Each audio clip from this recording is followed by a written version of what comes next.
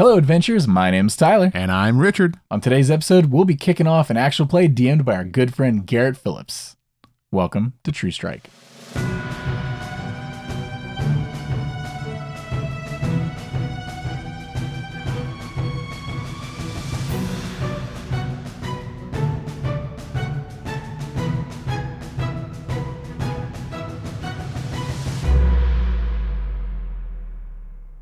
Howdy, folks, Howdy. And welcome to the show.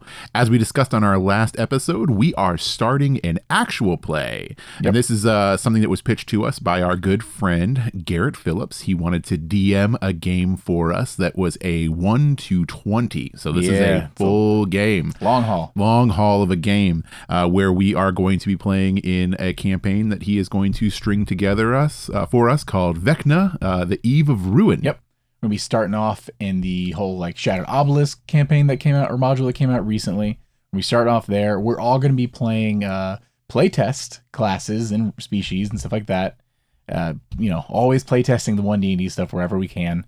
And then at long game, at some point, we're probably going to transition into the official stuff at some point and see, what's changed between the playtest 8 for both of us to that point. So we'll see. Either way, it should be a fun time. It's probably going to be a couple hours long, so a longer episode today than normal. But we wanted to go ahead and make sure this went up at least once during our regularly scheduled time slot, so that you could all get a chance to check it out if you were interested in. And if this is something you like the characters and the players and everything like that, be sure to check it out every other Thursday, I believe, is where we're going to be putting it up. You should be able to find it on YouTube and podcast services, maybe YouTube for sure. We'll workshop whether it goes up on podcast services as well, but YouTube for sure. Every Thursday, 2 p.m. You're gonna be able to find it there. And so if you're interested in following along with a long format actual play of playtest materials covering some of the new stuff coming out, tune in and listen to us play some Dungeons and Dragons. Right. So till then, thank you all for listening. We're going to throw it to future us in just a second. Yes, future us and DM. Yep. Garrett Phillips. Yep, a couple other players, Parker and Matt. Can't wait to join you guys. But for now, I've been Tyler. And I've been Richard. And we'll be True Strike. Bye. Bye. Hello and welcome, everybody. This is True Strike. It's not exactly the same type of True Strike that maybe you're used to.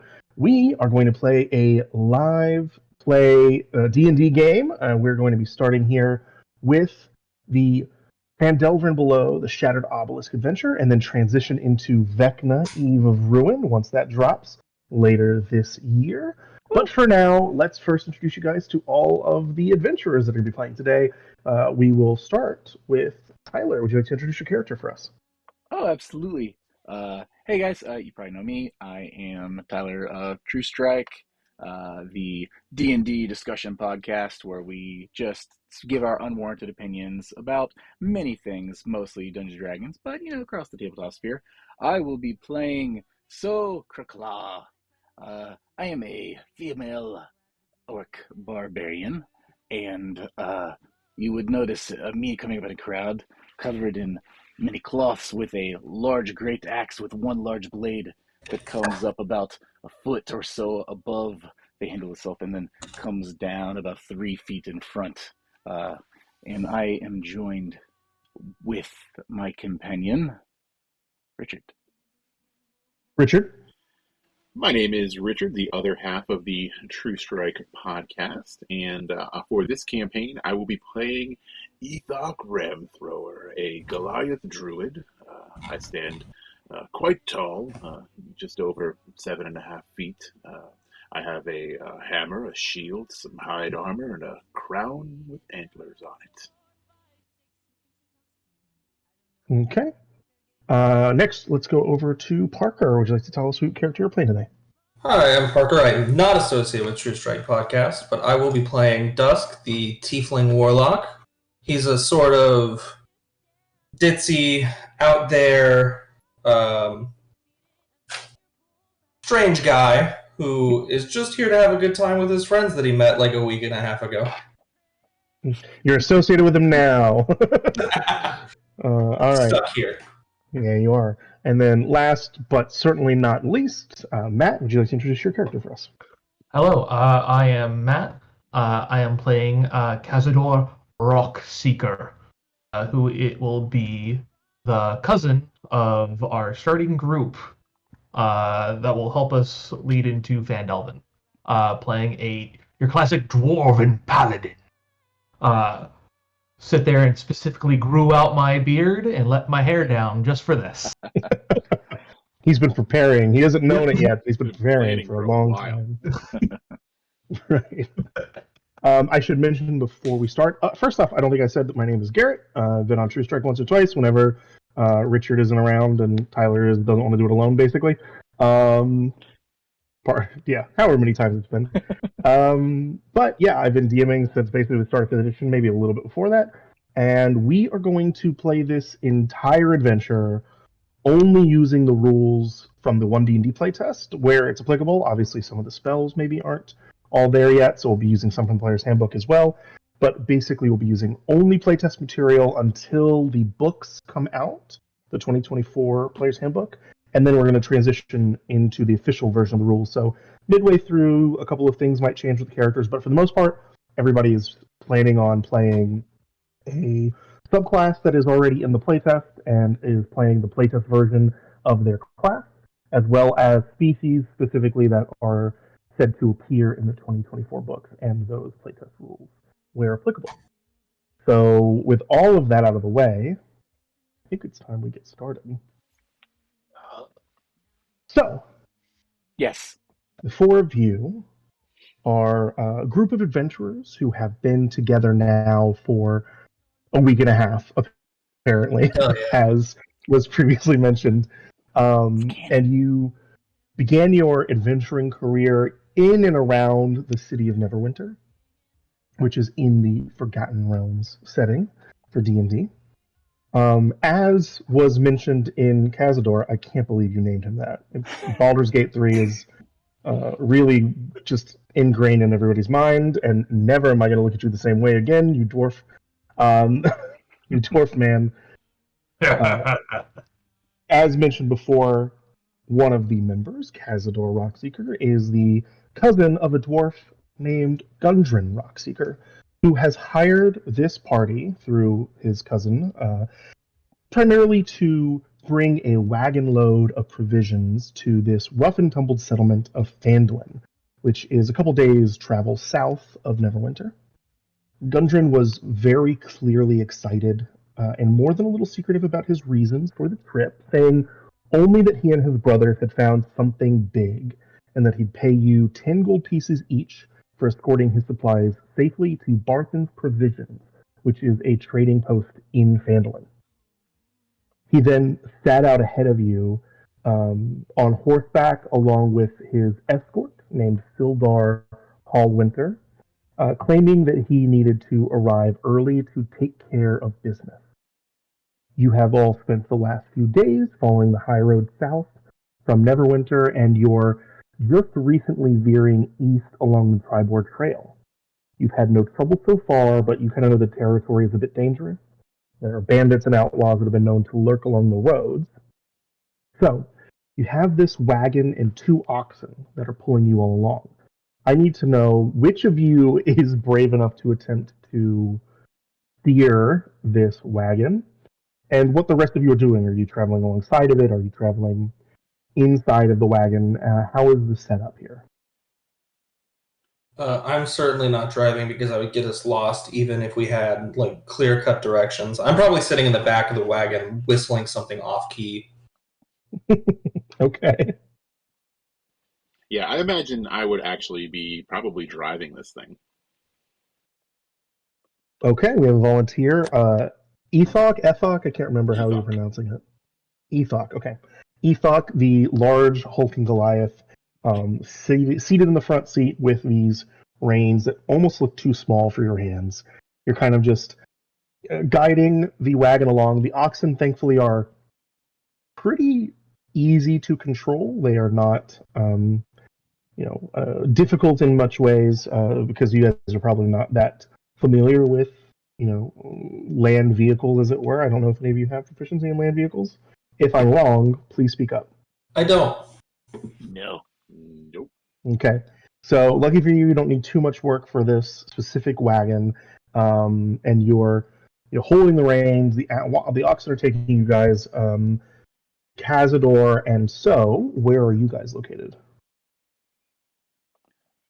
So it'd be, I'd be walking alongside the cart if I can keep pace. I don't want to get too comfortable. I don't trust these roads. Cazador be probably in the cart, and just checking over supplies, making sure nothing ever topples over and anything breaks. Sure. Within it. Sure. Yeah, the wagon is packed full of mining supplies, food, sacks of flour, casks of salt pork, that kind of thing. You probably, just knowing your cousin and knowing like the kind of supplies that they're working with, you expect probably like 100 gold pieces worth of gear back here between the shovels and the picks and the crowbars and the lanterns and all that other stuff. So you guys are making your way along the Tribord Trail until probably about half of the day, until you are nearing a side road that leads south towards Phandalin. And as you come around the bend, you stumble upon what looks like this kind of recent battle scene. The woods here are pressed a bit closer to the trail than maybe we were previously used to. There are steep embankments and dense thickets on either side. There are two horses that are wandering in the middle of the road, kind of sniffing at ransacked personal effects that seem to pay you guys very little mind. What do you guys want to do? We should probably stop. Horses on the side of the road. Are you taking our 5? Am I good to get out and stretch? And I'll just get out regardless of what anyone says. This is good as any place to stop, I guess. Seems like a terrible place to stop, if you ask me.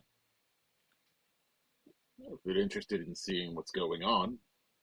For a moment, yeah. Let's check what's up with these horses. 3 horses.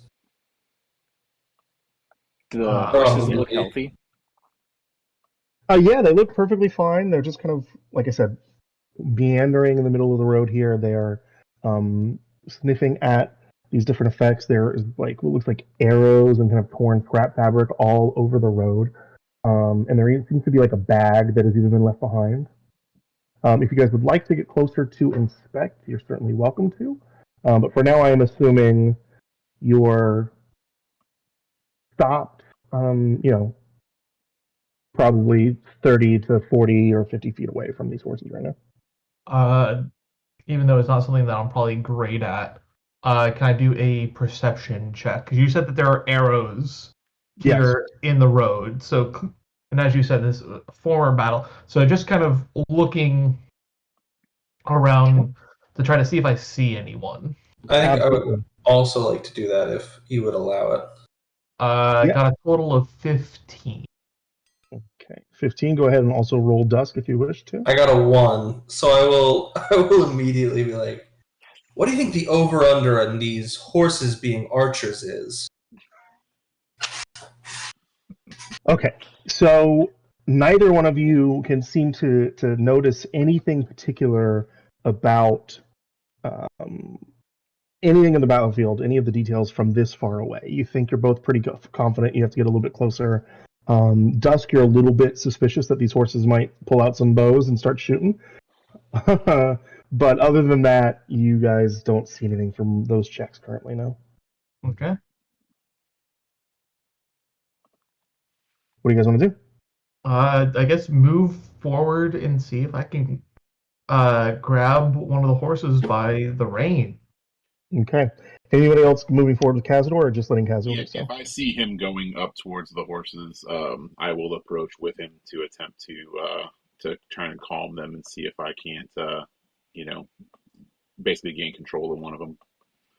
I'm going to stay about 15 paces behind them. Okay. So I'll be like right here. Sure. So? Torn between staying with the cart and making sure our own stuff doesn't get snatched up from anyone. Your friends are Um, going, so you need to make a decision here. I'm also concerned about their safety, so I'm going to move up. Okay. So everybody's moving up a bit. Cazador, you make it to the horses. You can see that the horses' saddlebags seem to have been emptied. There is a empty leather mat case that is lying nearby that catches your eye. And then as your eyes kind of meet those and your hand instinctively reaches up to kind of grab the horses by the bridle to see if you can, kind of bring them back to heel here. At this moment, you hear a rustling in the brush nearby. And I'm going to need everybody to roll initiative as we get into our first combat of the game. All right. Oh boy. This is where I rolled terrible, and I called it. Oh boy. Hey, Dusk. Yeah, that's great. First crit of the game on initiative that I'm sure I'll waste. Hey, your second roll. Yeah, not first, but there we go. Okay. And there we go. Let's start this combat. So, as you all see the goblins starting to poke their heads from around the brush, a pair of them on either side of you. Each one has one goblin who's kind of got a bow ready, while the other one has been starting to pull a sword. And as they begin, Dusk, you see this before anyone else. What do you want to do for your first turn? I will just say, it's been so long since I've tussled with goblins as I pull... we lost. Bye, Richard. Yeah, there he goes. There he's back. Okay. I'm going to pull the long sword from my back sheath, and because I have a Pact of the Blade, I will level that at one of the goblins with the bow, and I will cast Eldritch Blast. Okay. So you all watch as Dusk pulls this very elaborate pink and purple sword that is got like this hilt that is kind of like a purple rose and a blade that almost looks like it is made of vines. And as he pulls it out from his pack, he levels it at the goblin. Go ahead and make your attack roll.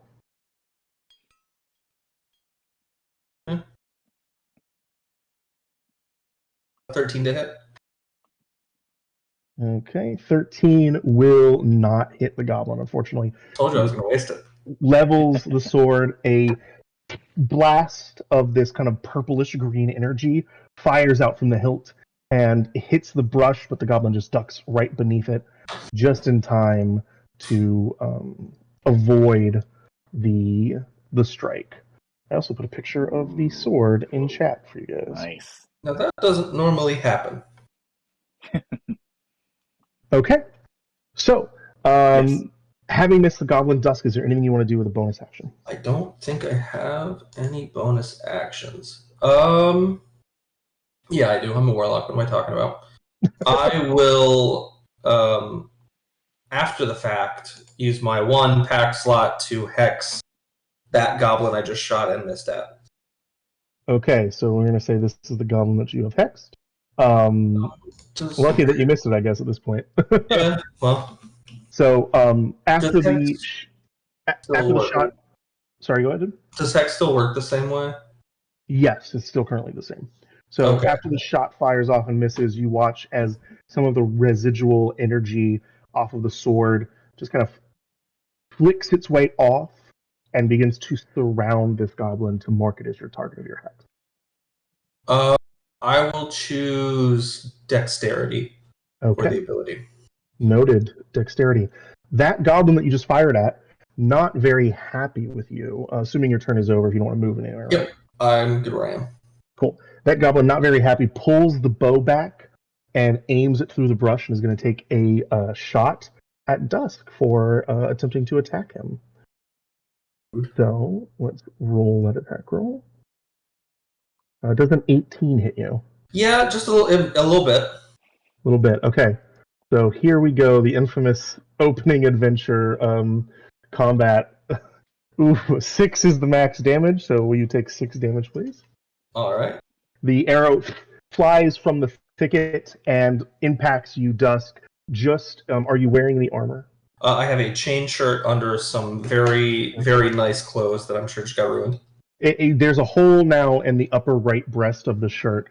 But thankfully, because of the chain, it kind of bounces off. It doesn't stick in, but you can see underneath now the chain is a little dented in. You're going to probably get that fixed later, but for now, it has done its job. It hasn't let you get skewered through the heart, but it definitely hurt the impact on the chest. Okay. And with that, Goblin's turn over. So, it is your turn. Okay. Why is that like that? All right. So, that's me. On the map, I'm not seeing distance yet. A lot of it's still fogged out. But you're like probably so the goblins on your right-hand side thicket. You could probably get to either of them with your 30-foot move speed. Okay. Are they within 5 feet of each other?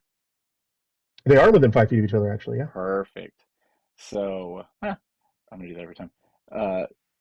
Seeing my newer ally take an arrow to the knee, I'm going to go into a rage and, of course, charge right in and attempt to, of course, hit the one with the great axe, but cleave into the second, if possible. Okay. What does it look like when So rages? So, I just bend the knees a little bit, and I like reach up and I touch my face a little bit on the left side, and I just like this guttural instinct inside of me to just destroy, and I just and I rush forward, great axe over my head, and try to swing into the first one. Make that attack roll. Gladly. That is going to be a 22 to hit. That'll definitely hit the first one, who is the one currently pulling out a scimitar. But he's about to have a rude awakening here. All right. You want me to go ahead and just roll damage for that first one then? Yeah, roll damage for the first one. That is going to be 17 total. Not including the rage. So add 2 to that. 19. 17 damage on the first strike. That goblin is dead. That goblin has never been more dead. That goblin's health has gone like 3 times almost. So this goblin has died. And then with that built-up momentum, am I able to, cleave my way into the second one? Absolutely. Awesome. So this one still gets the bonus to the hit, just not to the damage. Not to the damage, right? Correct. Okay. That is a natural 20. Jesus. Okay. All right. Roll the damage again. No modifiers, but just 2 of the die. Right. And I participated.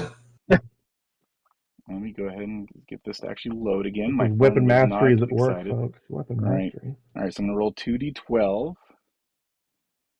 Roll. That's gonna be. I was gonna say it's 13, but because of my savage attacker feat, I could re-roll. Is that both for that feat or one of them? Oh, that's a good question. It's time for me to read because it's Savage Attacker's new form. Attack, but with it being a 20 rolling twice, I'm not sure how that would work. Let me make sure with that. So Savage Attacker, again, when you take the attack action and hit a target with a weapon as part of the action, you can re-roll the weapon's damage dice twice. Okay. So you just roll all of it. So yeah. Okay. Roll the d12 4 times. Just to see what's better, the 13 or the... Okay, so the 13 was better. Okay, so the 13 is also enough as you cleave through the second goblin, and you have utterly destroyed both of the goblins on the right side of this map. And just turn around and look for the goblin. Yeah, one big arcing swing of the great axe, and it just cleaves through the neck of the first and into the body of the second, and they both go down. Garrett, real quick aside, on my map, I can't see where any of the goblins are. Just reload it. Yeah, you might need to reload. Okay. The tug of war is open, but It's being weird. Yeah. Okay, yeah. For the people at home, we are also using the D&D Beyond map tool, which is in beta. So we're kind of just playtesting everything right now. Yeah. Do it And whenever all. the map tool isn't working, just reload it. Gotcha. Okay. So after that incredible turn, the I don't know. I thought it's so. so. Anything else that So wants to do? This is not going to get annoying at all throughout the rest of this campaign. Action, bonus action, movement. Think I'm all right. Use my feet. use my weapon mastery. I think I'm all right. We're testing all. Tyler decided that he was going to playtest everything his character has available to him this turn. One turn. He's about efficiency, everybody. Efficiency. Okay. In that case, the other goblin goes, pulling out a sword, kind of turning the corner on the bush just in time to see you hack straight through two of them. I would like you to also roll a free intimidation check, because he just watched you not only kill one of his allies, but kill both of his allies in one single swing. All right. So my intimidation is a 12, dirty 12. Okay. 12. I'm gonna make him make a little quick roll as well to oppose it. Ooh. Okay. He's gonna see that happen, and you're just gonna watch him turn and run up this hidden little path. He disappears into the woods.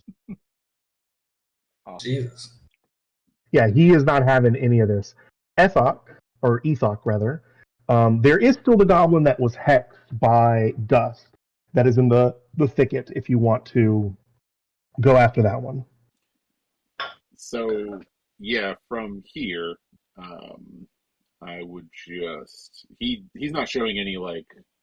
He's not looking to run or anything like that, right? He looks like he's standing his ground pretty much, or does he look like he's... This one looks nervous, especially now that the only ally it had has run away. So you're not 100% sure if it's going to run or not, but it's not immediately running with the other goblin. Okay. I will just shuffle up. Like, can I stand here, or is that just in like the bushes, or is that on the mountain? Yeah, that's like in the bushes and the embankment. If you want to get to this goblin, what you're really going to be doing, use a little pointer tool here, is you're going to probably want to go around here. Right, but you can also shoot through this brush. It's not too thick. We're going to go... I'm going to go over here. Okay. And then, actually, let's see, where was I? It was right here, 5, 10, 15, 20, 25. We're going to come all the way over to here. And yeah, you have a clean line of sight on that goblin now. Yeah, that's what I was looking for. I want a clean line of sight on him. And I am going to use Poison Spray, which has a new version. So I cannot roll for it in like the actual tool here. So I'm just going to have to roll a d20 because it's no longer a con save. Now it's an actual magic attack. Right. Yep. So go ahead and roll a custom roll here for Poison Spray as I pull it up. And it's also got a range of 30 feet now. Ooh, that's not great because that's only an 11 total. 11 is not going to hit. So you launch this kind of toxic mist energy out in front of you, and as you do so, the goblin kind of ducks, basically like throws themselves into the brush and lets the brush catch them to avoid the toxic spray, and then just kind of rolls out of it, picking their bow up at their side as they do so. Is there anything you want to try as a bonus action? No, that's it for my turn. Okay. The other two goblins that would have gone next are both dead. So, Cazador. Yes. All right. Cazador will run straight at the goblin, going through the bushes. Okay. Nice. And I am going to grapple him. All right. So Cazador just starts to run forward. You son of a bitch! You're not getting out of here now! Ah! Are you in like what kind of armor are you in? Right now it's just chainmail, so you hear like the sound of 1,000 jingling keys. Right. Okay. So right, you jump into the air. You kind of use your very compact and stout form, almost cannonball through the bushes to kind of punch through it with your mass, especially with what is added from the chain. And then as you land on the other side, you basically land on top of this goblin trying to tackle it. So go ahead and it's a grapple check. That's also new in ONE D&D. They're going to make a save. So let's see here as to what we will be having them make. If I remember correctly, it still should be a save between strength or dex, but I want to make sure. If I can find it in there. Well, I really hope it's not Dex. All right, grapple. Here we go.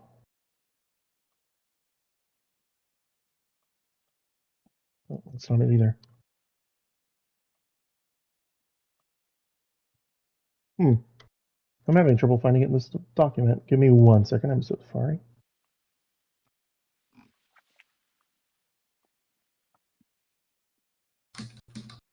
This campaign will be chock full of this, I'm sure, as we're all like learning, and that. Here we go. Grapple, dexterity or strength saving throw as they wish. So they will take the dexterity save. They'll try and dive out of the way. Okay. All right, and your DC is 8 plus your strength mod plus your proficiency bonus. What is your strength modifier? My strength modifier is +5. +5. Okay, and proficiency bonus is +2. Yep. So that means that it's a 15. They rolled a 17. So as you rush and leap into the air, try and grapple them, they duck up underneath you, and you go right over the top of them, kind of forward rolling and back onto your feet. But the goblin is not grappled. Anything else you want to do with a bonus action on your turn? With a bonus action, I will. No, if I remember correctly, that's an action. So that will be my turn. Okay. Now, next, we're back to the top of the initiative. Dusk. This hexed goblin is still around. I'm going to move 5, 10, 15. Did he tear through here enough that I could, poke my head in and just stab the goblin through the bushes? You have enough movement that I'll say, yeah, you move 1 more space forward, you can absolutely do that. All right. And I will just try and gently poke him in the ribs. Gently poke. Got it. I'm not doing so great. No, it's a 7. Unfortunately, not enough. So not only was that a 7, that was a natural 1. Oh, wow. That was a natural 1. Oh, boy. I'm not doing okay. So, Dusk, it's been a while since you've been on the material plane. It's a little different than the Feywild. The rules are a little different here. So bright. Yeah, it's very bright. Unfortunately, that is another miss. So, do you have a bonus action you want to take? Okay. The goblin will attempt a attack of opportunity on you. It's gonna punch me? Yeah, it's gonna basically just smack you in the face with the bow.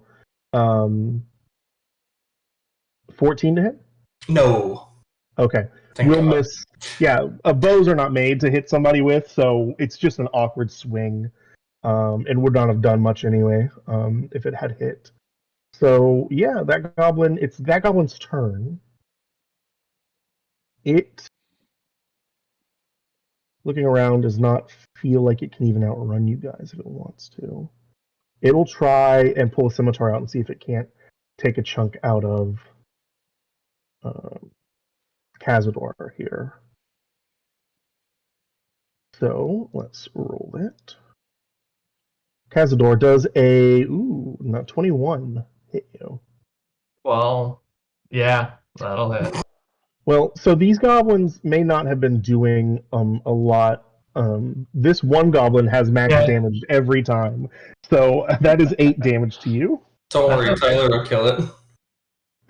That's the plan. Okay. All right. Jeez, that's a lot of damage. So it is your turn. This goblin will disengage his bonus action and go 5, 10, 15, 20. We'll go a little bit farther up the trail to try and put as much distance as they can. Don't know if it's going to be enough, but they are going to try. I would say if my math's right, 30 puts me right next to them. 5, 10, 15, 20, 20. Yeah, it does. So yeah, you still make it all the way up. So Well, I think we all know what's coming next, and I'm gonna get up right behind him and attempt to send them to join their brethren. oh boy. That's a natural one, though. Oh, he's not invincible after all. It's 2 nat 1s. This goblin's got a lot of luck. It's a one. We are swing. heroes. Anything else that you want to try? Oh, that's a good point. I don't think so. No. Okay. Ethok, you are next. Let's see. So the other one is clear gone, so we don't know where he's at. If we wanted to question this one, we probably shouldn't kill him. Did they change the way that nets work again, or is it still the revision that they did with the DC save rather than an attack roll? That is a great question. Let me double check real quick to see what the most recent version of a net we have is. Because I think the one that I remember was a 15-foot DC save as the revision. You got to net me? Maybe you're next to a guy. Gear. All right, the most recent version of the gears for net that we have is as an attack on your turn, you can replace one of your attacks with a throw of the net. It is a dexterity saving throw. It's a dexterity versus your proficiency plus dex mod plus 8. Would I have to net so with this goblin, considering how close they are together? No, you could net just the goblin. I want to try and net this goblin then. Okay. All right, so what is your dexterity modifier? So my dex is a 2. Okay, so 2 plus 2, so you're looking at a DC 12 here for the net. Goblin will try and dodge out of the way with the saving throw. Oh, but that's a natural 1. Oh, no. Had to happen sometime. I know how Yeah, Ethok rushes up behind So you have just taken this large swing. The goblin turned around, started to draw a bow as if to try and hit you, but abandons it midway through. You cleave through the goblin's bow, snapping it in half. But it misses the goblin. The goblin dodges out just in time, sacrificing the bow to save itself. And as it does so, it falls backwards onto the embankment, slips, and as it's on the ground, the net over the top of it. And it is now captured. The goblin's just going, get off, get off, get off! But it is currently restrained. Anything else you want to try, Ethok, with that? No, that would be my base action. I have no real bonus actions, honestly. Okay. Yeah. Cazador, this goblin is on the ground. It's got a net on top of it. What do you want to do? Can I get to it? 5, 10, 15, 20. Can I get up to the side of the embankment for it? Yeah, I'll say you could do so. Okay. So with that, I'll get up to the side. And then for non-lethal damage, I will take this large weapon, this maul I have, off my back, and I go, didn't appreciate the gut wound, as I bonk it on the head, hopefully knocking it out. Make your attack roll. It is restrained, so you have advantage.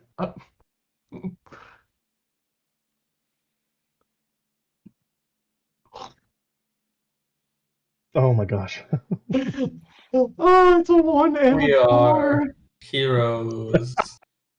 Oh, man. You go to bonk it, but you're trying so hard not to really hurt this goblin, and you're not used to it. I'm trying not to cave the head in. Right. So what you end up doing, you just kind of go for it, and then you realize, oh, I'm going too hard, and you pull back, and you just kind of like tap it in the forehead, and it just kind of goes, huh? It's like very confused as to what just happened. Trust me, he did. I just saved your life. Your life is now mine. Intimidation.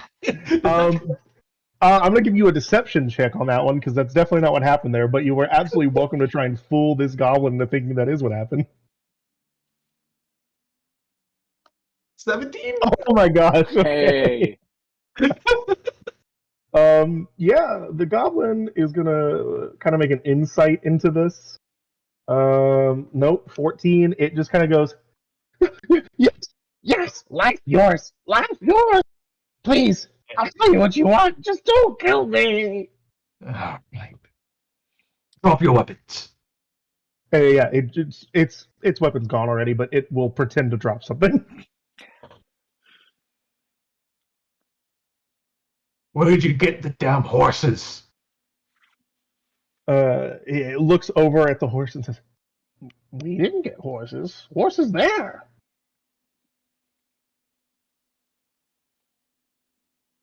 Insight on that? Yeah, I mean, you can kind of tell that he's just kind of being cheeky. Like they didn't take the horses; they left the horses.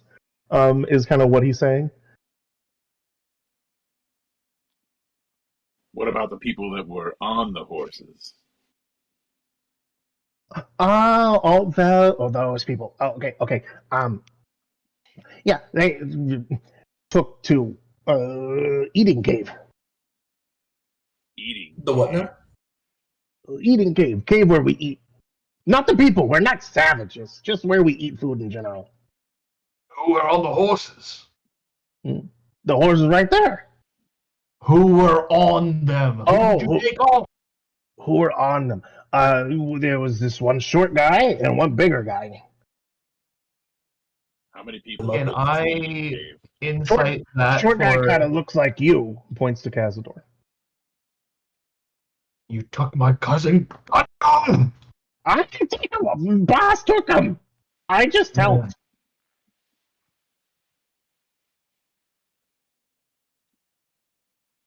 We're gonna have to get him out. I think you're gonna take us to the eating cave. Can I go running down and grab that map case that you talked about earlier? Sure. You go and you look, grabbing this kind of map case that is just kind of chilling there, obviously empty, but a very nice leather map case. So it's empty. It is empty, correct. I will turn to everyone else. They got his map. And oh no. Were we looking for a map? It's not the map itself we're looking for. I'd venture to guess the map's in the eating cave, right, little guy? I'm poking. No, I've not touched map. Map not for me. Map was for the spider. I'm gonna sidle through these bushes to avoid these horses.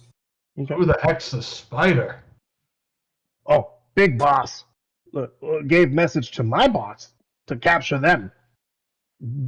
Spider wants the short one and his map.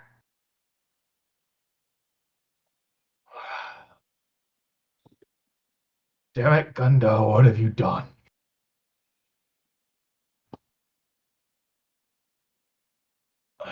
Well, what kind of spider gives orders?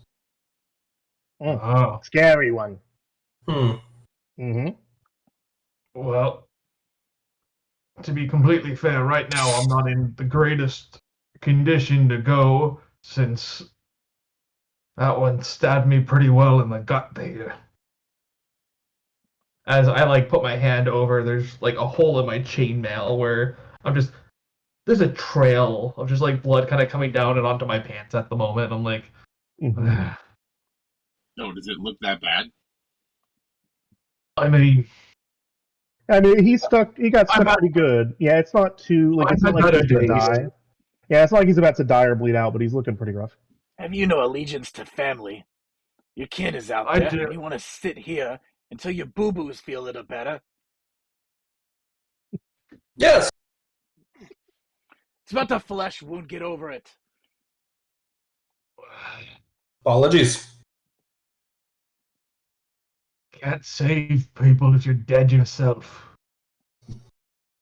You don't get stabbed in the first place, and you won't be dead. Speaking of dead, what are we going to do with this gobbo? I take you to eating cave. Just let me live. Please don't hurt me. How far is the eating cave? Starts to kind of think, starts to scratch the goblin starts to scratch it. 5 miles that way. Starts to point up the trail that the other goblin ran. How far is a mile? You don't know how far a mile is? No. I want to know if you know how far a mile is. Oh. Mile is like 1.6 kilometers. I'm going to guess it's not 5 miles, guys. What? That was right. Does it look like the trail that he's pointing up could sustain the travel of our cart? No, it's a little narrow. Probably not going to be able to take the cart. I mean, you could probably squeeze it through, but it's going to be a really rough trip. There are parts here in the thickets where you could probably like tie it off and it'd be okay. That's what I was But you gonna say. are Like over like right here. Does this look like somewhere where we'd be able to tie off the cart where it would be kind of like off the road and maybe not out in full view? Or yeah. I think you could probably make that work. We should also probably tie the horses to the cart as yeah, well. so I mean we can tie off everything. I'll go over and start to like bringing the cart over here and trying to prepare it so that we could leave it behind. I'll leave that to you. Animals hate me. Maybe you should spend some time trying to get to know them. No, I mean they just kind of have an instinctual dislike of me in general. I don't know why. It even applies to magical animals. My mother's familiar despises me. Are you sure you're just not reading too far into things?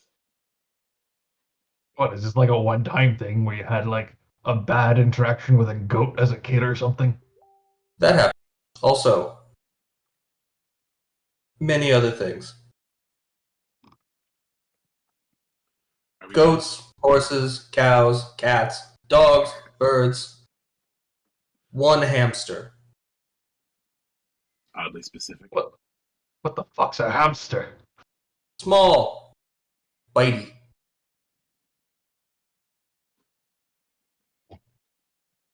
Never seen them in the mountains.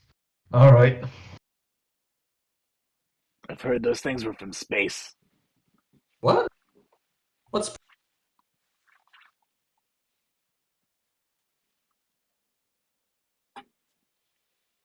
Are we going to staying?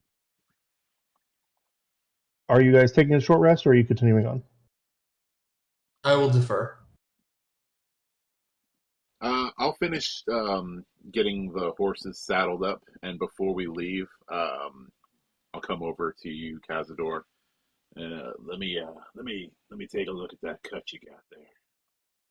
I'll roll around the chain shirt and kind of pull it up so you can see the gut wound. It's cut across the sides. All right, I'll go ahead and throw a cure wounds onto him. Okay. All right. Cure wounds. Also, new rules for the playtest with the cure wounds spell. Let's see. That is true. That's a good amount. I believe you rolled double the Double hit dice on it, I was or gonna say the it would be double dice the dice, total right? on it. Mm-hmm. Let me double check to make sure. Double Yep. check. Let's see here. Yep. 2d8 plus 2d8 spellcasting modifier. plus 5. Yep. Okay. Oh, wow. Mm-hmm. Yep. They buffed up the heal spells, both cure wounds and healing word. Does that heal you? I mean, do I even need to roll at this point, or how many hit points did you lose? Oh, no, I could still take 2 more. Oh, okay. So yeah, just don't roll a 1 on your other die. Yeah. And you'll get How me about back a 3? Yay. That will do it. That gets me back to max. Okay. So yeah, Enoch just walks over, lays a hand on you, Cazador. You can kind of feel what is probably some type of like mud and herbal like remedy in their palm, and as they press it onto you, it just a faint glow of druidic magic, and suddenly you feel way better. Now that's impressive. That should keep us going for a little while longer, don't you think? Mm-hmm. Let's go find that cousin All right. of yours. Absolutely. It's real hard to get paid for delivering his product if he's not around to vouch for it. We need this one. No. Kick the goblin. I gotta show you where to go. Obviously, don't kill me. Don't kill me. I'm fine. I'm just eating cave. I take you eating cave. All right, get behind him. Take him towards the trail. Yeah, I'll gather up the net, take him out of it, I guess. And then... Okay. Goblin stands up, keeps his hands up. I'm on your side now. You're boss now. No funny business. I'm your boss now. I'm on your side. Yep. Who's the spider? Dead to me. You guys are all the cool guys. Let's move it. And you just start pushing the goblin down the trail. He just kind of starts to meander his way. You travel for a fair distance. You're starting to believe, kind of 10 minutes into the trip that maybe it is going to actually be 5 miles. Maybe he was probably close to right. Maybe he does. But you never know. Yeah. And then about at the 10-minute mark, he stops. He says, wait. Starts to look around for a second. Grabs a twig and kind of throws it in front of him and triggers a snare trap that just snaps up the twig, snaps it in half, and then what would be dangling in the air is now just an empty rope. And says, oh, we have traps. See, this is why you need me. I keep you from traps. All right. It seems... How many people may be at this Eaton cave you talk about? Well, in the cave itself, probably 15 goblins. We did so well with 4. Not including the wolves, too. Oh, and you got pets as well. Clark has pet. Clark has Snarl. How many pets there be? Last I checked, 1, other 1, third 1. There's 3. This many. Holds up 4 fingers. Oh, fuck. All right. I did just want to circle back to that whole animals don't really like me thing.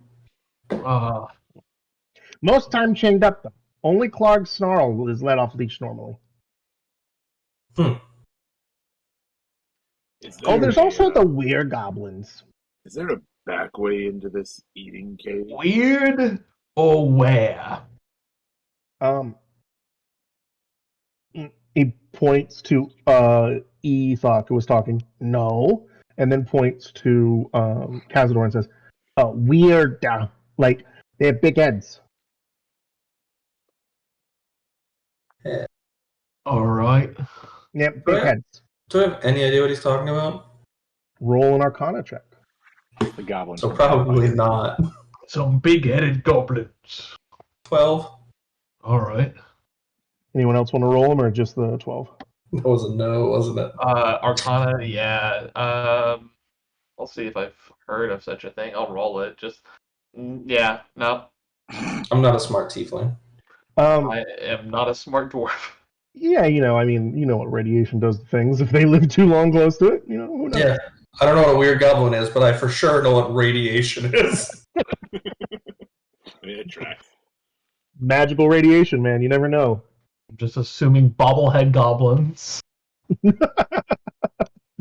Bobbleheads. Strange goblins probably not there though. They come and go.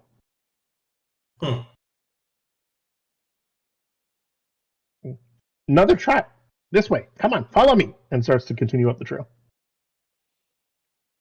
About 10 more minutes in, eventually comes up, says, oh, right here.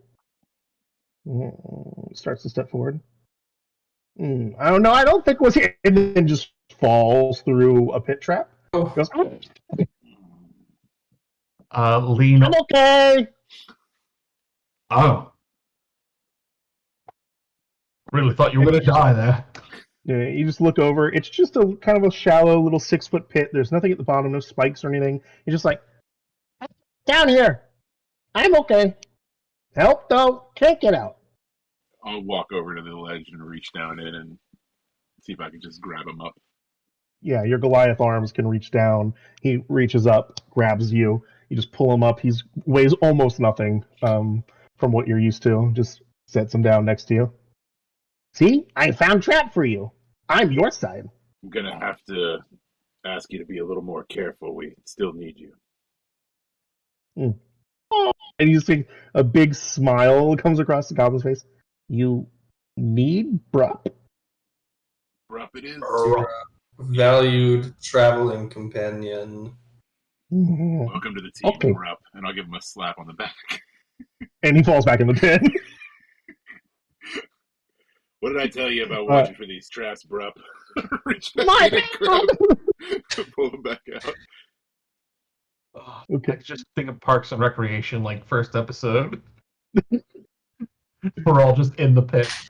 Oh boy. All right. So Brup is back out, and he says, This way to Eating Cave. Come on, follow me.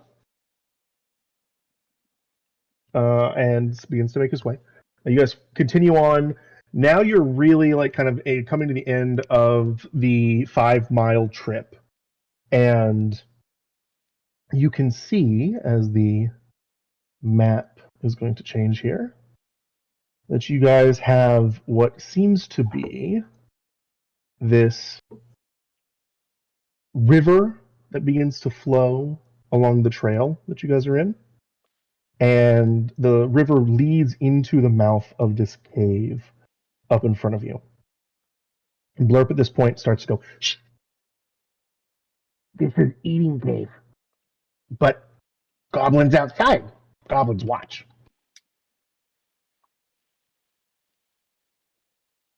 All right. Behind those trees. And he points out to this little brush of trees on the right side of the river. You guys being on the left. Says, they're back there. Always back there. Sometimes asleep, though. Sleep, right? This is Bro.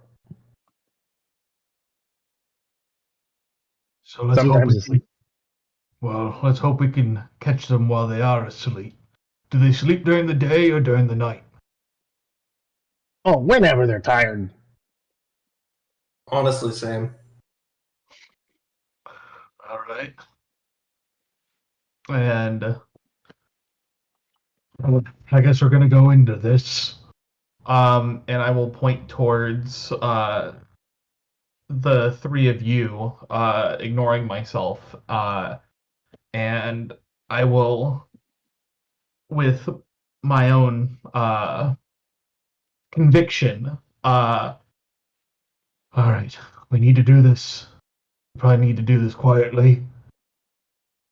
May Moradin be with you all. And cast Bless on the three of you. You watch Cazador just kind of clutches at a symbol of Moradin, and a bright, radiant light begins to resonate, washing over the three of you, giving you all the Bless buff, as you might want to call it. Which is a really nice thing, because paladins used to not be able to cast spells at first level. That's true. Playtest at work, people. All right. So you guys are trying to sneak up on these goblins? Yeah. All right. I would like everyone to roll stealth checks, please. And three of you have Bless. Is it still a D4 for Bless? It's still a D4, yes, I believe. Let me double check to make sure, but I'm pretty sure. Oh, unless it's changed. I'm doing so bad. I don't see anything about it changing, so it's still a D4. Ooh, that is. I'm doing so poorly. That is only a 10 for me. So 21 plus a D4. 22 for so. Okay. Cazador's stealth check as well. All right. I'm gonna write off my poor stealth check as me leaning over to So as we're walking and being like, "What's a Moradin?" This is where I'm going to do terrible. What's the lowest roll so far? 6 total. You rolled a 6 total? Oh. I got a nat 1 again. Well, I got a 7 with a -1. So I'm going to say that So and the Goblin, Blurp rather, begin to sneak off. Both of you are almost like, because you're part of like more outdoorsy and tribal societies. Both of you are way used to doing this. You do this all the time when you go hunting. So you both kind of almost go into the mode instinctively, and both of you are great. Blurp rolled a 22. And then the rest of you are all just like, what? Huh? What are we doing? Just like totally unsure of what's happening or what's going on. I am very sincerely trying to get an answer to what a Moradin is from anyone who isn't Cazador. As this is happening, you all hear from behind the blind because of the less than stealthy stealth checks. Just a couple of sounds, a couple of like, what is that? And you see peeking around one of the blinds, there are two goblins and one that looks a little heftier, a little hardier than the others. And they just kind of, bad guys, and begin to pull. I'm going to point at them and say, you've seen nothing. Go back to sleep. This is a dream.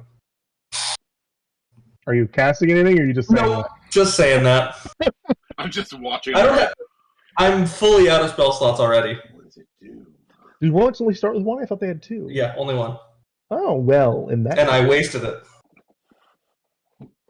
Technically, it's still on Blurp. It might not be. I did get shot, and it's been a while. That is true.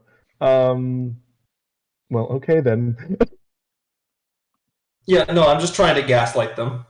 Okay. Let's have you guys roll initiative. Yeah, I'm off. Something's wrong. Yeah, Dusk is not having a good first session.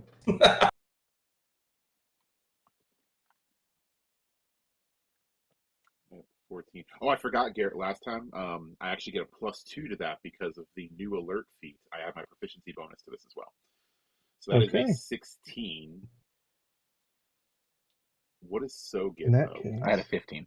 You had a 15? Yeah, okay. So I'm pretty close. Yeah. Dusk is at 5, Cazador is at 8, because you do have that alert feat, so that is something we need to know. Yeah, I'll give my 16 to Cazador. Oh, okay. So you'll go down to 8, and Cazador will go up to 16. Okay. With that, the goblins, not the bigger goblin, but the other two goblins are going first, as well as Blurp. All three of them are going at the same time. Blurp doesn't have a bow anymore. It was cut in half by a great axe. And so Blurp pulls out what looks like a rusty scimitar and says, turns around and all of you realizes doesn't know any of your names. Guys! And runs forward. Look, be careful. 5, 10, starts to wade in the water, 15, 20, 25, 30. Gets up to one of the goblins who's pulling out a bow and just goes, look, you're my friend! And just gets stabbed by Blurp. Oh, jeez. I'm going to miss that little guy. That was a stabbing. And max damage on the goblin. That goblin dies. Blurp has rolled nothing but max damage on all his attacks. He is literally stronger than I am. Blurp pulls the scimitar from out of the stomach of the other goblin, just like, we went to college together. It just dies. The other goblin goes, what the hell, Blurp? Betrayal, apparently. What the hell, Blurp? And starts to take a short bow shot at Blurp for that. Oh, no.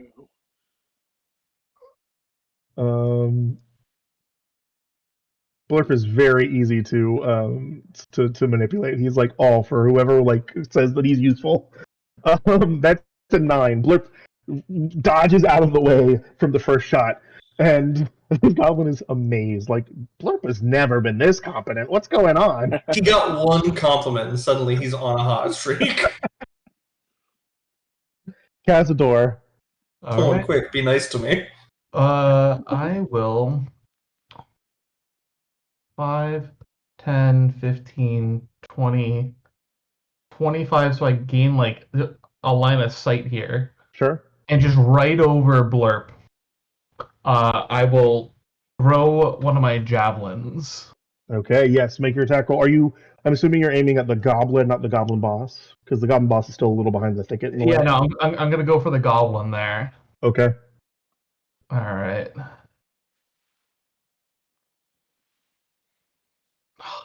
Just Yeah. not rolling well right now. Throw the 12, javelin. 12 Yeah, is the total. you throw the javelin, trying hard not to hit Blurp in the head, and in doing so, throw it just a little too high. It goes over the other goblin's head and into the brush behind him. Okay. So you're Yeah. next. With my sorry. spot, looking down this way of trickling water, what do I see? Oh yeah, sure. You see what looks like these kind of stone steps that go into another room you can't really see. And then it kind of gets dark. You can still see through a lot of the darkness, but it does make it harder to tell the details. But you can see what looks like more stone steps going up the opposite direction. So there's two different branching paths in a way. Okay, I'm just hoping. I'm just glad to see I don't see anyone coming running down that direction. Not that you can immediately see. No, the water is fairly noisy here, so we are hoping that maybe the water is killing some of the noise of combat here. Okay. All right. So what are you doing? All right, so I want to get up past our little gobbo to these other ones. So if necessary, I will adrenaline rush to get up in their grill, so to speak. Okay, so that's your bonus action to do adrenaline rush, right? Yep.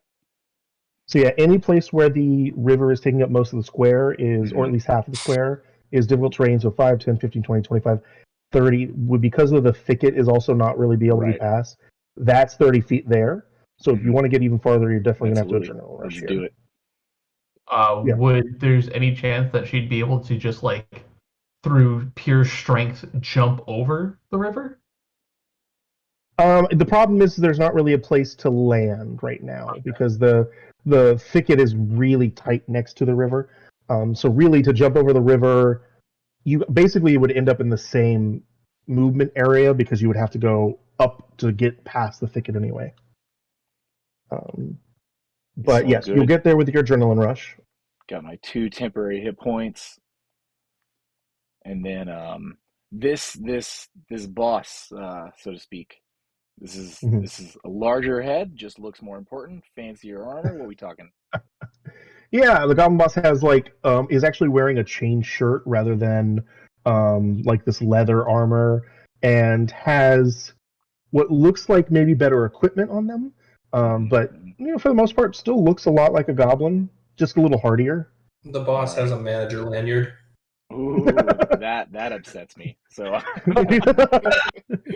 so I'm gonna go for this. Ask how I can serve you today. It says.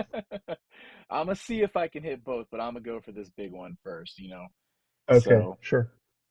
Running over there, see if I roll. Okay, that's all right. It's a 21 to hit. That's pretty good. Better than all right. All right, and then so it's 6 and a 5. I'll do that again to see if it gets better. 7 and a 5. So it's gonna be 12 points of damage on the boss. Okay, that is pretty good. All right, and then cleaving through to the other one. It's only a 16 to hit. 16 will hit this goblin. It would not have hit the boss. Okay. So yeah, good sequencing here. And then I already used my, and it's once per turn, right? Not once per attack on the Savage Attacker. Savage Attacker. I'm gonna have to read it again. Give me 1 second. Nope, sorry. Savage Attacker. It's fine. You're good. You've trained when you take the attack action and a target with attack as part of that action. You can reroll the damage twice and use either roll. It says only once per turn. Correct. That's what I thought. Okay. So just 1d12 flat. It's going to be 9 damage to the second one. That kills the second one. Boom. Yep. So the goblin boss is alive, pulls his shield up just in time. As you come down, you splinter the shield in two just from the sheer force of the axe. The goblin's whole entire arm kind of pulls out of socket and just gets pulled alongside with you. And then the axe goes into the other goblin through the whole front of their chest and just goes Damn, and just dies. Perfect. But the I goblin, need to use a sick day. the boss is still up, but is not looking good. And that was a rough hit for the boss as well. Good deal. And you're done with your turn? Yeah, I just turn back towards him, ready to let him know, I'm about to fuck his day up. That's it. The goblin pulls out the scimitar. The goblin boss has got like a half of a shield still on his wrist, just trying to hold on to what he can, and goes to make 2 attacks against you because he's a boss. First attack is an 8, so not maybe as much of a boss as he was thinking. Just shy. Second one is a 6.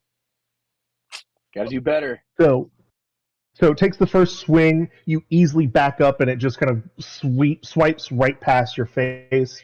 Second swing, also very wide, very obvious. You just hold the axe out, it catches the end of the axe, and the goblin now kind of like looks at the axe holding back the scimitar, looks up at you, looks back down at the scimitar, and goes, crap. And that's your turn, Ethok. Let's see. There is pretty much nowhere that I can go where I'm going to have line of sight of this thing because the trees to the left, the goblin boss, are pretty covery, right? So. Yeah. Yeah. I don't know. See if you can yell encouragement at it. If it'll switch teams. Yeah, you probably can get to here about, and that's probably as far as you can really get without doubling your movement somehow. Yeah. There's really not much I can do here because I can't see to him other than just dashing to try and get more into, like, closer, I guess, into the cave mouth. Okay, so you just go into the water, kind of wading, like thigh deep. Well, actually, for you, it's closer to like under your knees deep because you are quite tall. Yeah.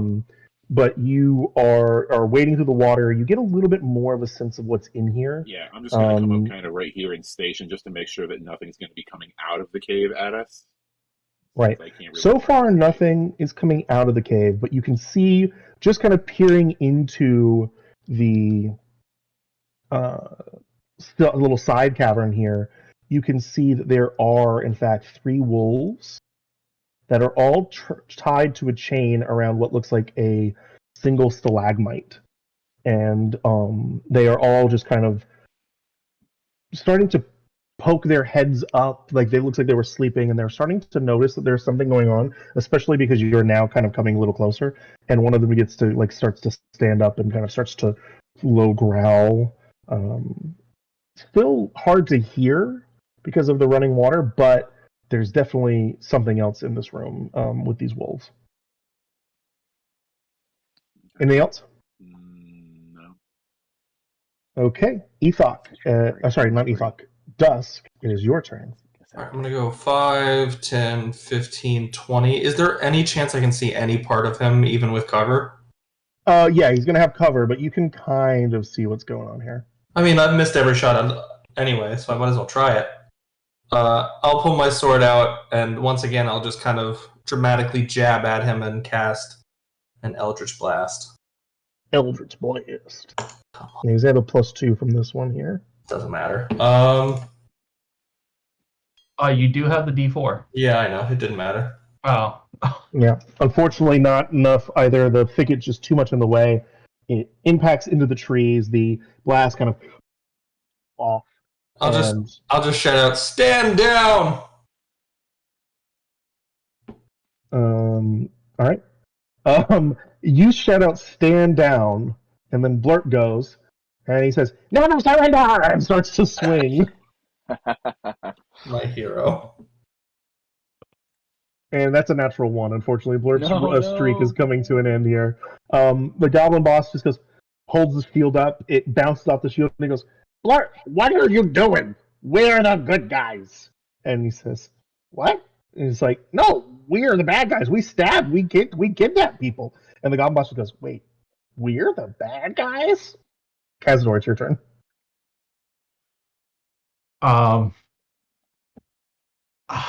I got to continue on this comedic run of new management.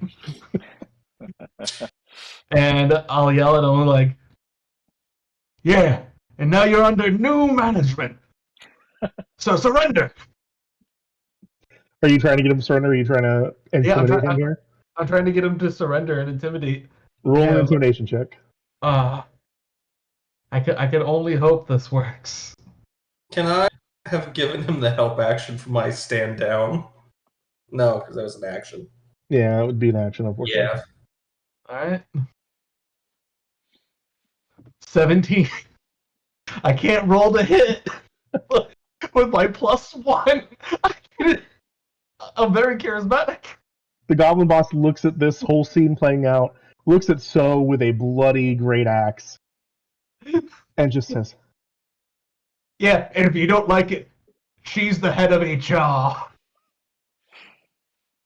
just kind of drops the sword, puts their hand up, and is like, I surrender? Welcome to the team. What? You've been pressed. So, it's your turn. Do you want to let this happen? Whoo, man. Depends if you're asking. Oh God, if you're asking Tyler, I'm here for it. I'm asking So. That's the problem. HR under SO stands for head removal. Yeah, when he puts his hands up, I'm gonna take a swing. Okay, roll the attack. You have advantage because this goblin is not going, so it doesn't matter. Yeah. Okay. I was gonna say, did it also drop the shield? No, it's still got like half of it here, but it's not like using it anyway. Yeah, 22 will hit though. Go ahead, 10 damage. The first This one's goblin, 5, the other one's it's a 13. this goblin goes, I surrender, and then the head is gone. This isn't normally how we run things, Blip. I just want to make that clear. Blurp goes, oh, really? Because this is kind of cool, I'm not going to lie. I want you to know that you're a valuable member of the team, little buddy. Blurp, he smiles again like, yes, valuable. All I'm doing is making sure Blurp sticks around so someone in this party can hit other than Tyler. And if you ever have a problem, bring it up with HR. They just got axed. Oh, these puns are going to kill me. Okay, yeah, these... that is true, and the goblins. Suddenly these goblin blinds are like empty. Nobody's here anymore. Except for like pretty much like a horde of goblins to go ahead of us to be like, yeah, sure, let them take all the damage. Oh boy. Okay, we're out of combat here, except for these wolves now kind of snarling and not being overly happy with what is being walking down their pathway here. I'm gonna point at them and be like, no, stop. Is there anything on the goblin boss? Any keys or anything like that? You go and start to look through. There is nothing in particular that is like overly exciting, except the goblin boss does have a belt pouch. And you can see the belt pouch, you pull it open, it's got 16 silver pieces inside. Sick. So, pocket those for now. Okay. So, you pocket the belt pouch, silver, and turn to inside. Now, Ethok, you can see just inside of a cave mouth here, as I mentioned already, the uneven stone steps that ascend into this chamber, the steep fissures at the far end, as you're starting to kind of peek around to see a little bit more of it, is filled with this kind of wafting stench of wet animal, of wet wolf. And these 3 wolves here are snarling now at the cave mouth. What do you want to do? Yeah, I mean, if we're going in, I'll just kind of approach slowly, because it looks like they're chained up, right? Yeah, they're chained up. They can't get farther than this first wolf here. Can't get farther than that point because of the chains. Do they look friendly? Are they puppies? They And are I not walk forward puppies, and they with do my hand not look and be friendly. like, "Hey, it's okay, boy. Calm down." See if I can't get a reaction out of him. Well, make Sounds what good is going to real be a low. difficult animal handling check. If you're just offering up a hand. Do you have any rations to offer up? It's only an 11. You're blessed. Oh, I am blessed. You are blessed. Hold on. Let's see if we can make this even better. Like, give me a 4 here. That's only a 2, so that brings me up to a 13. Is that a failure? That would be a failure, yes. Do you have a feature you're trying to use here? Well, I failed, so can I use guidance on myself? Yes. Which is another D4. Let me double check to make sure that stacks. I see no reason why it shouldn't stack, though. But yeah, the new guidance spell does work on a failure. Yeah. We're just Specifically. testing everything. Yeah, we're just testing everything. We're here to test everything at the same time. Everything here. Use your baby. Tyler. I'm testing nothing. So yeah, when you take the response to it, you are an ally within 10 feet of you, failing an ability check, which you did, roll the d4. And I got a 4. And you rolled 4 more. Okay, so you rolled a 13 before the guidance, you needed 15. So with the 4, you succeed on the animal handling check. And as you do, the wolves start to kind of just slowly go from snarl, kind of to slowly letting their faces down. And yeah, you are able to pet this wolf. Good boy, good boy. I'll just start rambling in. Yeah, you guys come in underneath or up behind them. The wolves briefly look at Dusk and start to kind of again, but then Ethok just keeps petting, and the all goes, "Oh, never mind," and starts to kind of lean into it. I'm like pressed up against the back wall. See, not all animals are bad. Oh, I didn't say the animals are bad. I just said they don't like me.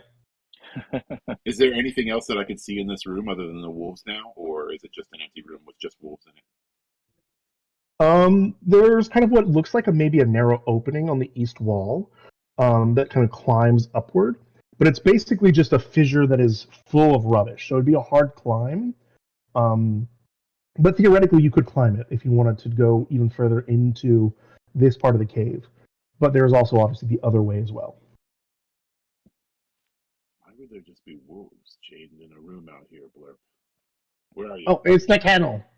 Oh. This is where we keep the wolves. That's why they're here. The wolf room. The wolf room. Yeah, wolf room. Not the eating room. Well, it is for the wolves, I guess. That makes sense.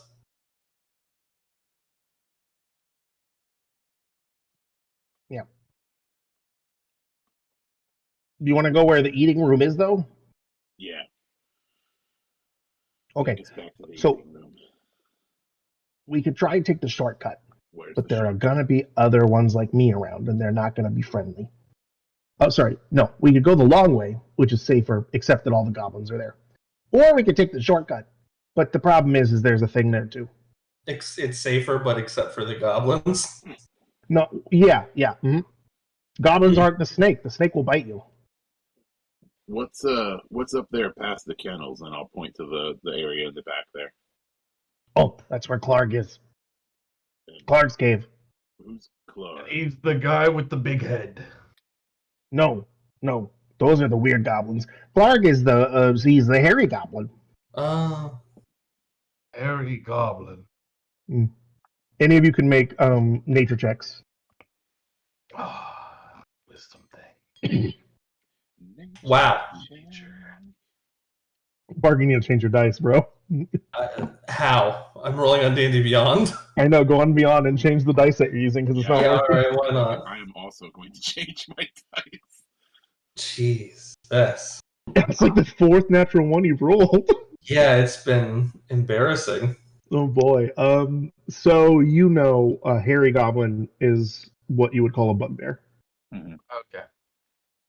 God. So yeah, we can go short way with snake, long way with goblins. Yeah, sure. Where hairy goblin? He's sleeping. What's the chance of him coming out? Oh, we go the long way with goblins. He probably comes out. Yeah. not a great time.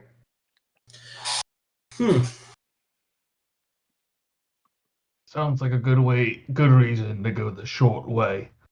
Just with a snake. You're good with animals. Just take care of the snake. Yeah, you just pet the snake like you did the wolves. Sounds like enough. you do. Sounds easy enough. So you want to go snake way? Sure. Let's go snake way. Please do not sue us, Akira Toriyama. I don't think he's probably watching this. Probably not. Okay, so he points to you guys to this little section over here on the map where there looks like a kind of a cave-in opening up a natural pathway through the stone. But as you guys approach it, you also see farther up this cave portion. Specifically, when you approach it, so let's put everybody's tokens up a little bit farther. Staying in the water to keep myself as far away from the wolves. That's fine. You see that up on a bridge up in front of you is a goblin who... Oops, that's too many goblins, but it's fine. A goblin who's up on this bridge.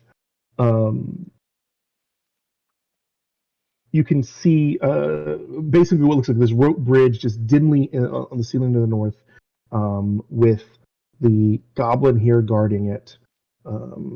Let's actually have this goblin roll to see how perceptive he might be. He has not seen you guys whatsoever. He's just chilling up there, twiddling his thumbs, doing not a lot. You can either try and sneak past him into the snake area, or if you want to take shots from here, you could try that as well.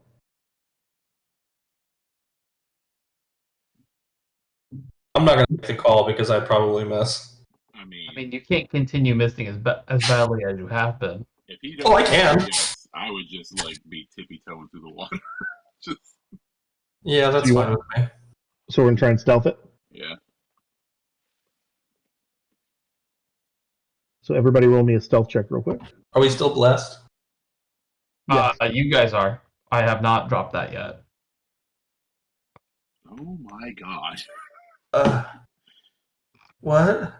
How? That's Is that a 1? It was another nat 1. What? So is right there with you, it looks like. This is not a stealthy party. I really want to fight this goblin. Well, we're about Yeah. to. Just the amount of noise that we've been doing, can I just turn around and throw a javelin at this guy as he's crossing the bridge? As soon as we start splashing through the water, it's just... You guys start to splash through the water. As soon as you do, you're start to pull your javelin out. He notices, turns, and goes, uh-oh. And we're going to roll initiative real quick because we'll see if he acts first or not. Third nat 1 in a row. Here we go. Holy shit! No way, really? Uh-huh! Parker, what has happened to you? I don't know! You're getting them all out at session 1. Yeah, you guys, Getting the them rest of the all campaign, I'm out going to be at fucking disgustingly strong.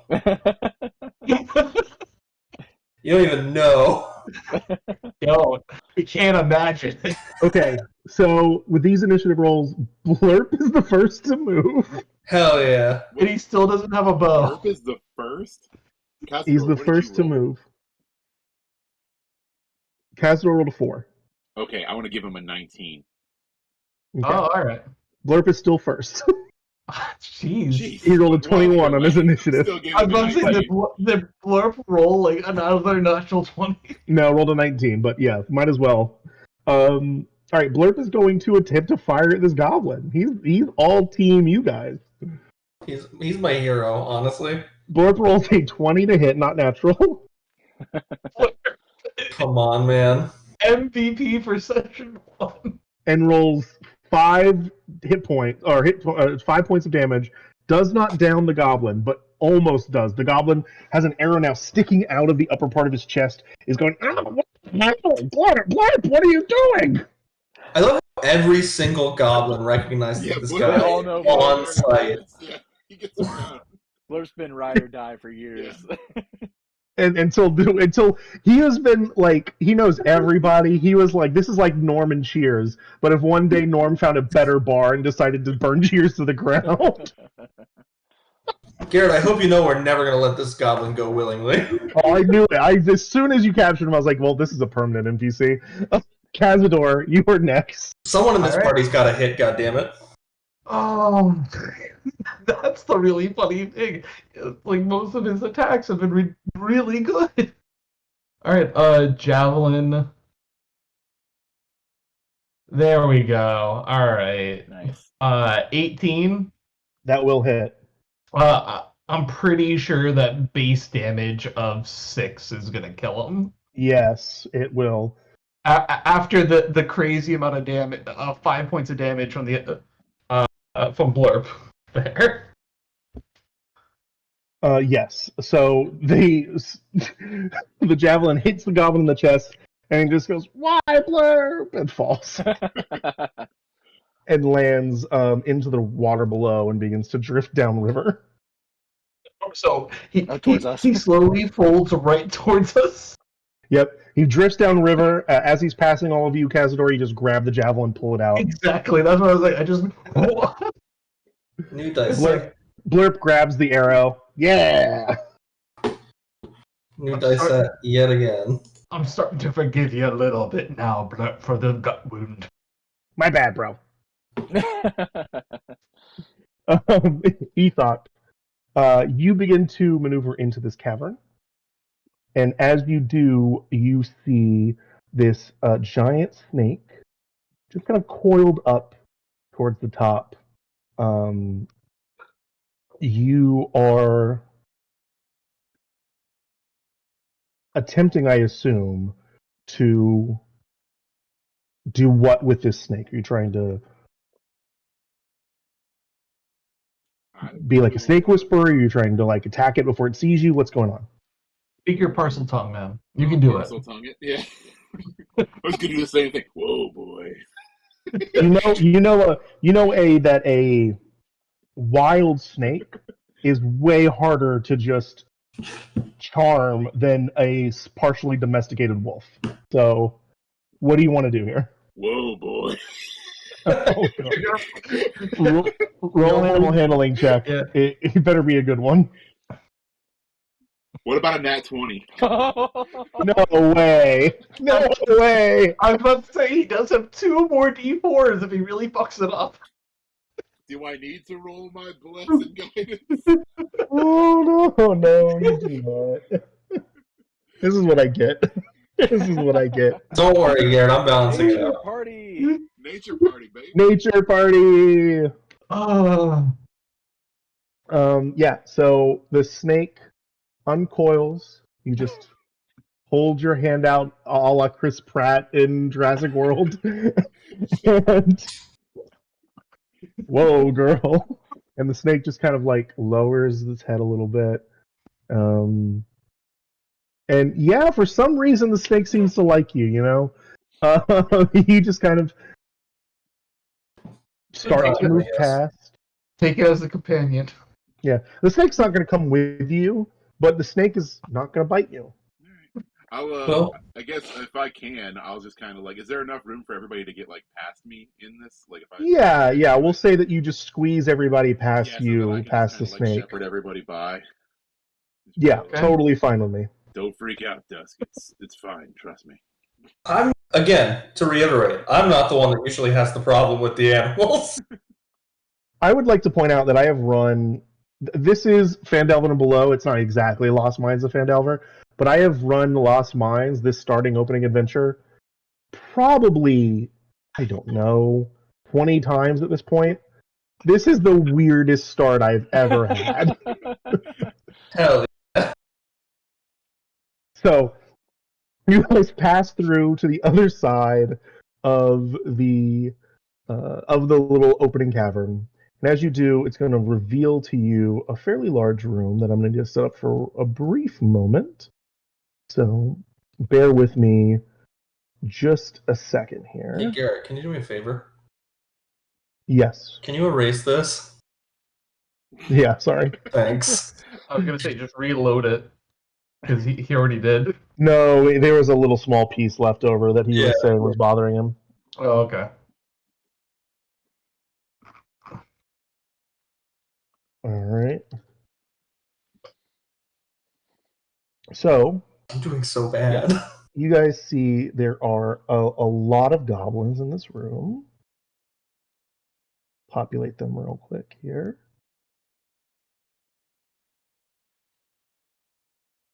Good thing we took the path with less goblins. Right.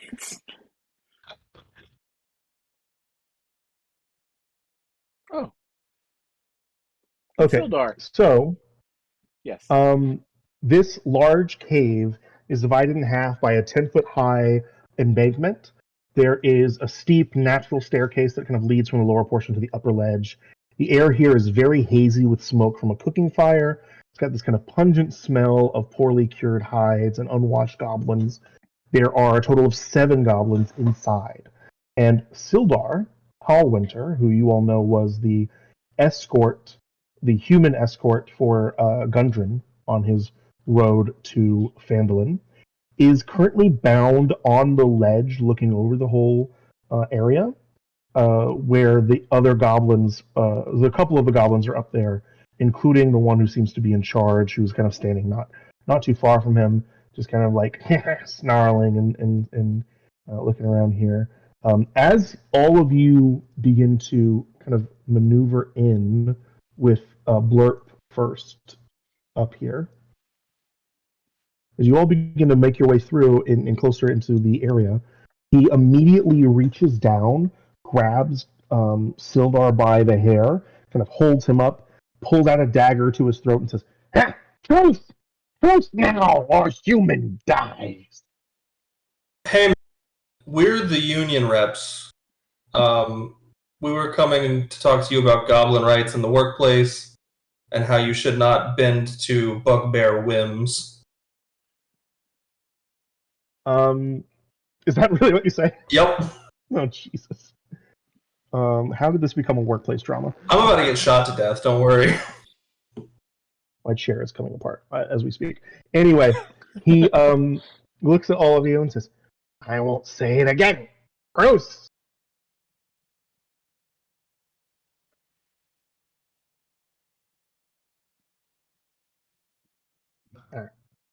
Nothing. I mean, I kind of said my piece. There's no need for anyone else to die today.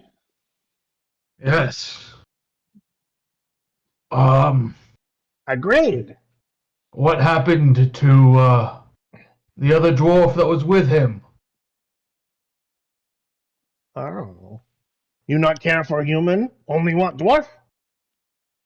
Both, ideally. We care for both, but one's my kin. I see. Okay. Dwarf is not here. The spider took him. We only have the human. Took him Once where? again, who is this? This is the second time I've heard this name Spider. Who is this? Boss's boss. Clark's boss.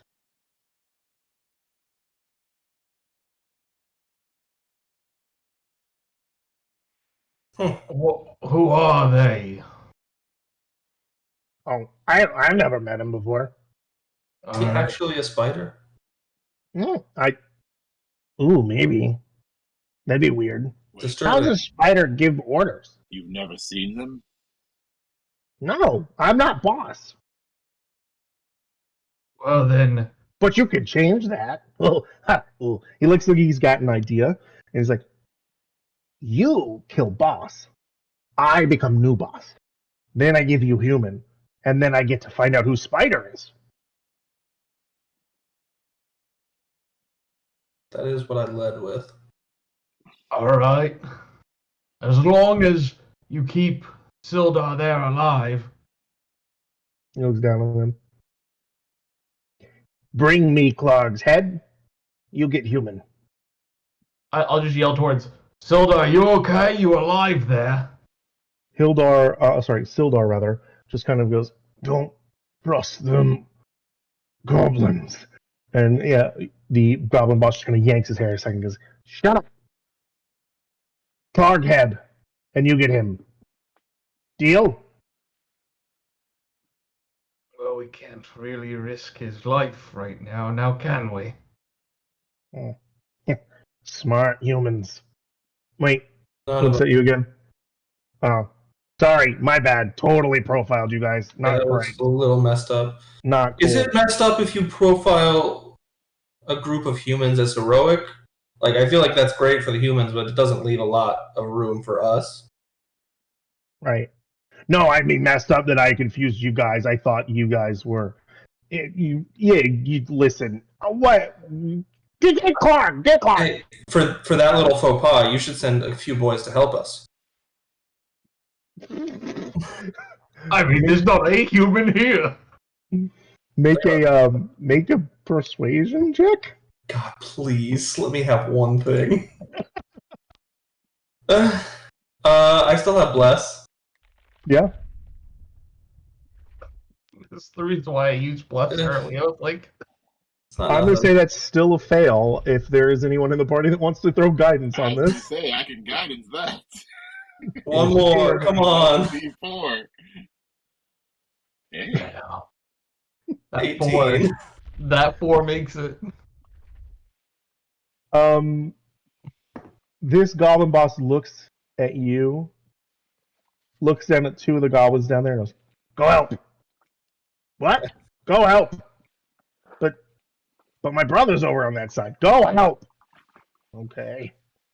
And they both just start to like maneuver in.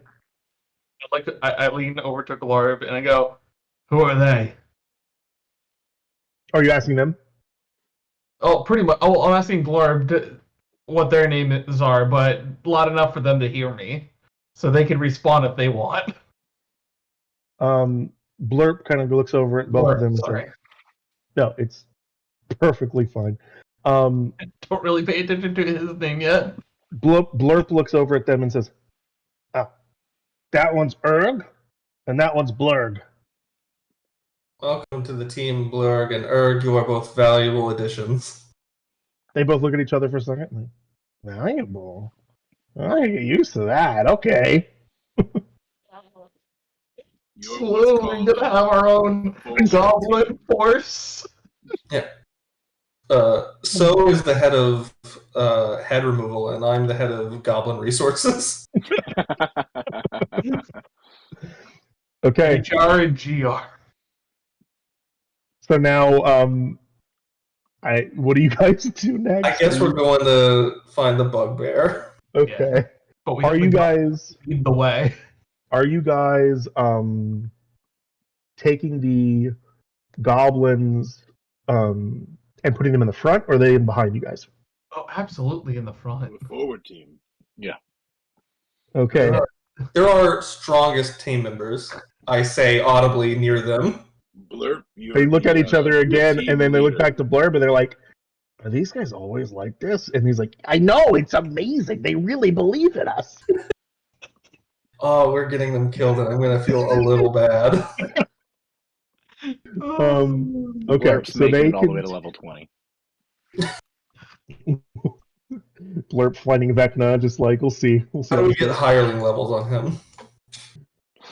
As everybody begins to make their way forward, I'm just putting you guys in a random order here.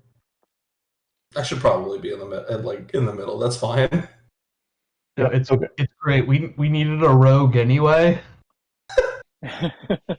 Let's make him an expert hireling.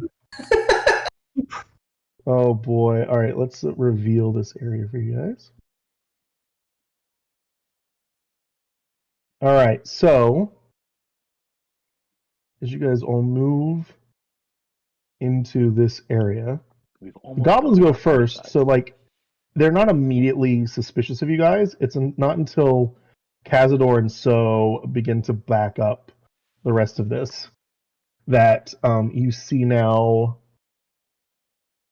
I'm going to mark real quick all of your friendly goblins with little green circles, Very so good. I don't forget who is who. Nice. But you round the corner, and you see 3 more goblins are positioned in this cave. And then alongside those goblins are 2 wolves. Shit. Inside every goblin is 2 wolves. And there they are. I would like for everybody, including your goblin allies, to roll initiative. Please, God. Nobody wants that 7. I'll take it myself. Oh, I go God, first. Cazador got a 0. Oh, I go first next round. Cazador might want the 7 now that you're looking at it. Oh, that's good. Well, actually, wait, no. So it's a 7, 8, 9. So Cazador, take a 9. That's all right. Better than nothing, right? So Ethok will go to 0, and Cazador will go to 9. I can only imagine this will not be the first time that happens. I'm not going to be able to woe these wolves right now. All right. The wolves actually are going to go first. So you had Blurp with the other 2 goblins. The other 2 goblins to be in the back of the goblins. Erg and Blurg were first into the room. The 2 wolves rush forward and pounce on the 2 of them. After the other goblins start to give they're very confused at first as the goblins run in, and then Blurp me is like, "Get him!" and pulls a bow out. And as he does, the other goblins are like, "What? No, get him!" And then the other wolves just charge. And wolves have been wanting to eat goblin for a while. They are not really here for this infrastructure. They should get better taste. Later. So with pack tactics on the first attack, this is on Blurg. Oh no. Did not roll advantage like it was supposed to. It is a 14. That's going to miss on the bite for the first one. Ooh. Oh wow! As he holds his shield up, and the wolf starts to just start to claw at it, but is not able to actually get through. And the second one pounces and does hit the goblin, and kills the second goblin. So Erg goes down, and Blur goes, "No, brother, no!" Brother. And then this goblin, like up in the back here, this enemy goblin, who goes, "No, brothers, why?" Because these 3 goblin brothers have now been their family forever altered. Glurg? His name is Glurg. And then this wolf now steps up to take the place where Blurp is, actually. Dusk, it is your turn. But as you can see, we're in a little bit of a logjam here. If I went up and around, oh no, because I'd have to. You could jump down. You would have to jump down, which you could do. But it might take damage. How high is it? That is the overpass is about 20 feet high. Yeah, there's not a chance in hell I'm risking that. I will get knocked out. Is there any chance at all I can fire at this wolf with cover? If you like hug the wall, you're fighting through a bunch of people, so it's got like a +5 to its AC. But yes, I missed anyway. Technically, yes. I'm going to say you can. Okay. Any passage. Have at you, literal dog. And then you get that D4. Hey, I might actually hit something. That will hit. Yes. Hell yeah. 1 damage. Here we go. We figured it out. Dusk can hit if he's firing through a needle hole, like just pinpoint shooting over here. I can only hit animals. I'm a monster. It's not because you don't like them. This is Ethok. As you watch Dusk kind of lean back against this wall, hold their hand out along the wall just to kind of get the right angle here and take this shot. You didn't notice this previously, but now you're looking at Dusk while they do it, and every time they cast a spell, you notice an almost invisible tattoo underneath their eye flare, and it is in the shape of a chicken's foot. Okay. So, Dusk, go and roll damage. 6 damage. You already rolled it. Yep. I was too busy talking about stuff. That's okay. All right. The wolf is injured, but is still up. You know what? I feel accomplished with the day. Okay. If nothing else, accomplishment is I got happening. nothing else. So it is your turn. Do I have any way to push my way through the crowd, the log jam, so to speak, or are we talking ranged attacks only? Do you still have a use of adrenaline rush? I do. So you would need 5, 10, 15, 20, 25, 30. You would need about 35 feet to get out of the logjam. Let's do it. Yeah. So you're going to adrenaline rush and get through? Yep. All right, so I'm going to say you can get to here with 35 feet. If you want to go 40, you can actually get to here.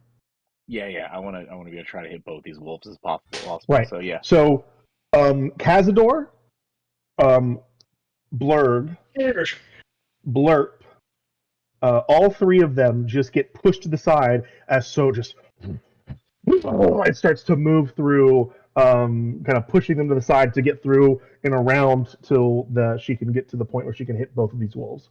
Mm-hmm. Let's see if it was all worth it. Oh, not too bad. You have not rolled less than a 20 on an attack yet, I don't think. I'm so jealous. No, there has been, but it was only 16. Oh, you're right. All right, roll your damage on that one. Let's get this first one. Let's see how we're looking here. 10. That's solid. Are you savage attacking that, or are you just doing the 10? Oh no! You know what? That's let's go ahead and we'll stick with that one for that one. Okay. And the second attack? Let's see if it even hits. You do have the D4 plus. You do have bless. Oh. You have bless. D4. Okay, 17 will hit. All right. Roll the damage on that one. I'm going to roll 2d12s. Just take the highest one. 12. That would be pretty high. The first wolf barely survives. The second wolf dies. I helped you guys. Just build momentum from the first one. So just rushes forward, knocks the goblins and Cazador out of the way, pulls the axe up, and as she is spinning around, just right through both of the wolves. One of them now deeply injured. The second one is down. And that'll do it. That's me. All right. Cazador, you actually go next because of the alert switch. You would go with the goblins, but you'll go right in front of them.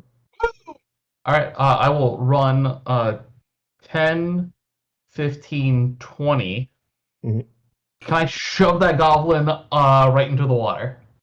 If you want to try, yeah, you absolutely can. Yeah, so there will be a strength save on their end. Are we at a higher level than that water? A little bit. I mean, so what it looks like the water is a pool. Yeah. And you can kind of tell, looking around, it looks like there are sections of this pool where there have been like breakaway rock walls built as if they are made to allow the goblins to be washed away. Or not the goblins, but the water to be washed away, in case anyone's ever trying to approach from this side. I'm just thinking more along the lines of making it so that this goblin will have a much harder time attacking in its new spot if I shove it into the water, or it won't be able to attack at all, pretty much eliminating it from combat to begin with. I mean, yeah, it could still probably climb out of the water, but like it might have to spend a whole turn doing that. Exactly. So just run forward and just like football tackle push it straight into the water. That's going to be, I believe, strength plus your proficiency plus 8. So what's that total? Once again, 15. 15? Fails. The goblin is in the water. Loser. The goblin just goes, into the water behind it. All right. All right. Anything else, Cazador? That is my actions, and I don't want to break concentration on the bless? Sure. Yeah, so Okay. that bless has already paid dividends. Yeah. This is probably bless lasts what, 10 minutes? Mm-hmm. Yeah, it probably is like this is like the tail end. It probably should have ended before this fight, but it's fine. I forgot. So this will probably be the last fight that you're getting this bless off of. Just Okay, don't take this away from me. Yeah, no, it's fine. It's fine. This, like I said, this bless has already paid dividends. I'm happy. All right, the goblins on your side go next. Blurg will attempt to stab this wolf with the rapier. Will succeed and kill the wolf. Blurg! Who gave Blurg a fucking rapier? And sorry, not a rapier, a scimitar. And then Blurp, your trusty goblin sidekick here, will take a short bow attack against one of the other goblins here. Oh, natural 1, buddy. That's tough. But he will get out of the way so that other people can come through. He's so considerate. What was that other wolf? Oh, all right. So the other wolf is dead. Awesome. Yeah. The 3 goblins go next. The one that you pushed in the water spends his turn getting up and out of the water. The other 2 will rush forward. Cazador, you're the first one here for them. Actually, one of them can get to So. So attack against Cazador and attack against So. Both with scimitars. First one, is a natural 20 against Cazador. And the second one is a 19 against So. Just, yep. Happens. I allow it. Okay. So against So, it is 6 damage. And against Cazador, it is 7 plus 1 more die. So 8 damage.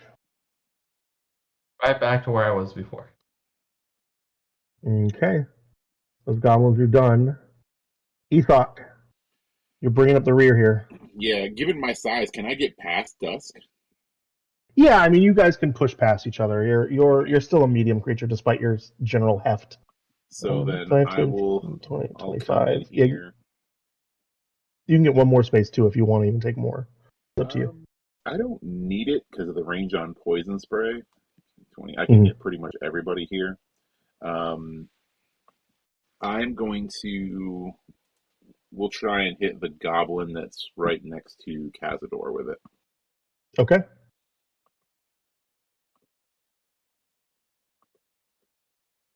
So that's a 19 on the die. 19 on the die. Interesting. Oh, because of the attack, 14 so total. 14 plus 5 for my spell attack. Right, so 19 total. I get what you're saying. Oh, no, sorry. Okay. I said on the die. Yeah, sorry. Yeah, no, it's fine. That'll hit. D12. So that is 6 poison. Okay.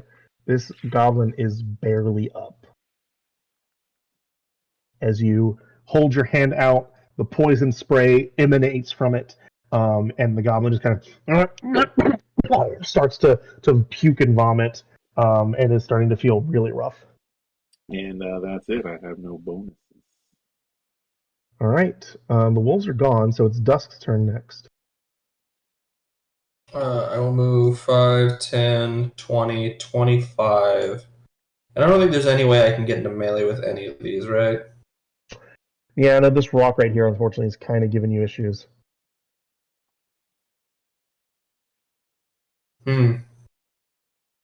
I will just Eldritch Blast the one in front of Cazador then. Okay. Yeah, it's a bit of a tight squeeze in this area here. Oh my god, I hit. You did! You did! Oh, you know what? I'm swinging back. Oh, okay. Fair enough. It's okay, it had 1 hit point. So yeah, I know how much it had. I know we're all pretending like we don't know what goblin hit points are, but... we know. That goblin's dead, though. Anything else, Dusk? Nope. Alright, so... You're a cleave master, and there are 2 goblins right next to each other for you. Perfect. Thank you for clearing the space.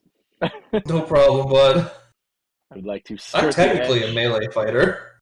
I would like. Yeah, it's just been really tight quarters recently. Get in there and swing away.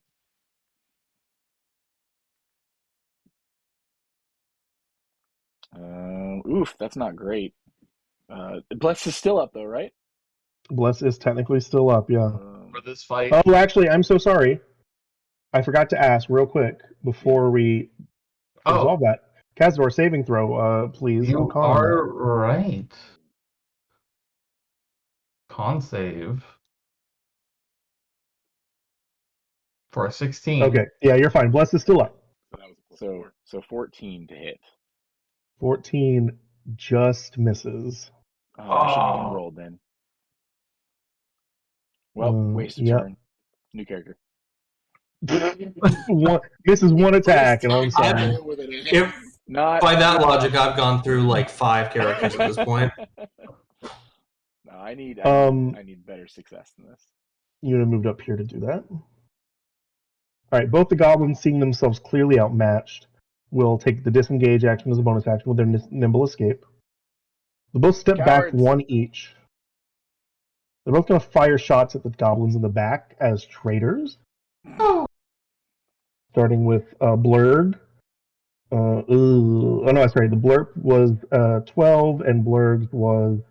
Yeah, Blurg was hit with a nat 20. Uh-oh. But it wasn't our guy. Let me see. Rolling up there. Yeah. So Blurp is still up, but Blurg is also dead. He just gets an arrow right to the throat. And then they finish their turn by running into this room. And you guys hear them go, "Quiet, Blurg! Bad guys are here!" And now we're going to add some combatants to this fight.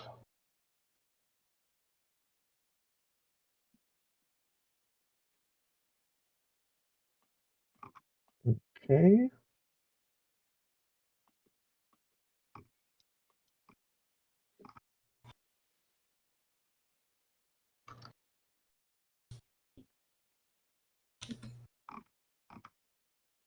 And one of these.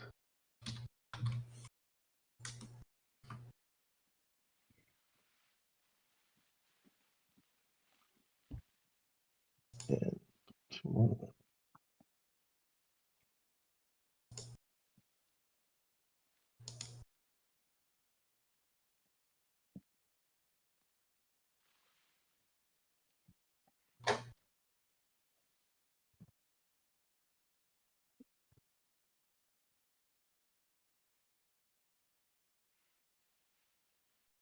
Okay, give me 1 second here. I'm going to have to take down everyone's initiative 0, 9, 10, 13 as I open up a little new encounter here. Sorry.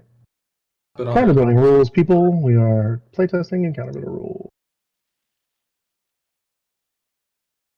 So, Tyler, what does it feel like to actually hit most of the time? Well, right now is a tough time to talk about that. I'm still feeling defeat. Yeah, that must be so awful for you. It's the worst thing I felt this whole game. Yeah. All right. Dusk was 13. Cazador was 9. So what were you again? I'm so sorry. 10 on your initiative? You talking to me? If so, yeah. Yes. So, okay. All right. So, yeah. As we add these new contestants in,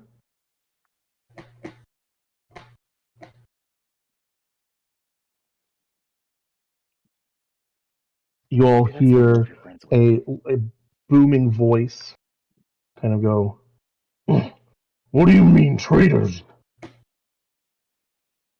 And let's see, where are we at now? Of course, who's going first?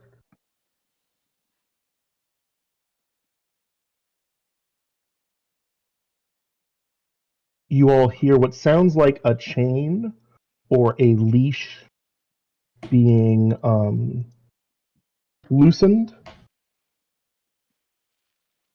And then a wolf goes 5. That's some cool art. Goes 5, 10, 15, 20, 25, 30. Comes right, just starts beelining it to everybody, and is going right for you, so. Sweet. The wolf has been let off the leash. It's only an 11, though, to hit. Unfortunately for it, will miss this time. Goes to bite. You just hold your great axe up. It bites onto the handle, and you start to kind of wrestle with it for a second and then throw it off. But the wolf does not find the purchase it was hoping for. Dust, you're next. Again, I think I've been kind of edged out, so I'm just gonna, in my head, I'm gonna send a quick message to my mom, even though I don't have any way of actually making that happen, and then I'm gonna fire off an Eldritch Blast and hope it lands. Oh, okay. Look at that! Nice. My mom is listening. Mama. Ooh. Well, Dusk has yet to kill a man, so 6 damage. All right. You know, always I hits don't think that's animals, important. though. The wolf howls, but is definitely damaged from that. Definitely hurt. Yeah. Anything else, Dusk? Nope. I don't have any spells left. I'm gonna move. Sure. All right. Yeah, behind the rock. Yeah. The goblins will go next. 5, 10, 20. A bunch of them kind of come out into the back corner here. And they all start to fire bow shots. Let's see. There's 4 of them. There's 5 of all of you. So let's roll to see which one of them it doesn't attack. Okay. The goblin Blurb is the one that is not going to attack. Everyone else gets 1 arrow shot at them. God. Do I have cover? As it should be at this point. Kind of. Honestly, maybe a little bit, yeah. All right. So first attack will be against Ethok. It's a 23. Oh, yeah. 5 damage. Weird. Next one, I'm just going in order. Dusk is a 20. Hits. Not natural. 8 damage. I'm unconscious. Dusk goes down. The second arrow impacting the chain shirt. You feel the impact to your chest, and you just knock out. Third attack, this one on Cazador. 19 to hit. That'll hit. Does only 3 damage. I'm still up. And then finally, 15 to hit So. Beats it. And that is 7 damage. Oof. Goblins have arrowed you all, peppered all of you. I think it hit every single one of you. Oh boy. Okay. A smattering of arrows. You didn't roll below 10 easily. Garrett, you need to roll like me. So you're next. It's getting maybe. Oh, actually, I'm sorry. Blurp goes next. I forgot Blurp. Blurp will return fire, and will go for. We'll actually try and shoot the wolf because it's injured already. Okay, that's what So wants, because she wants to get in the midst of it all. Blurp hits the wolf. 23 to hit. Needs to roll 5 to kill it. Rolls 4. The wolf is 1 up. All right, but So it's your turn. Throw the wolf at a goblin.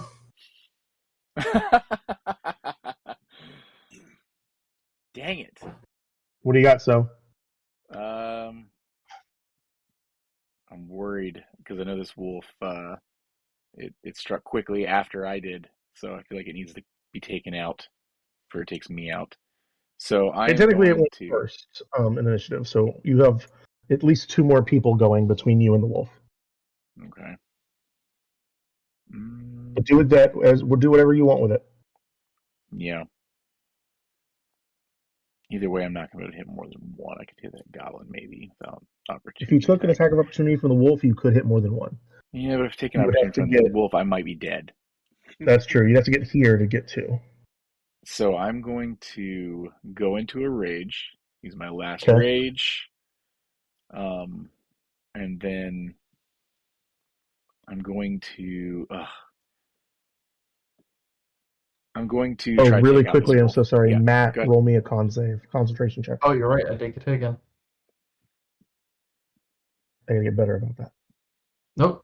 Still good. 20. Still good. All right, sorry about that. So what are you doing here with this? I'm going to try to take out this wolf. All right, go ahead. 23 hit. Yeah. You're dead. You're amazing. The wolf is dead. You hear The goblins go, uh-oh. Boss is not going to be happy that Snarl's gone. What? Wait, it's not going to be happy when Snuggles is gone? That's not what he said, but, go with whatever you want.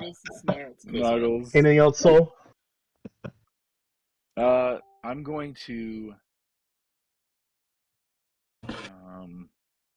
just close the distance between me and that closest goblin.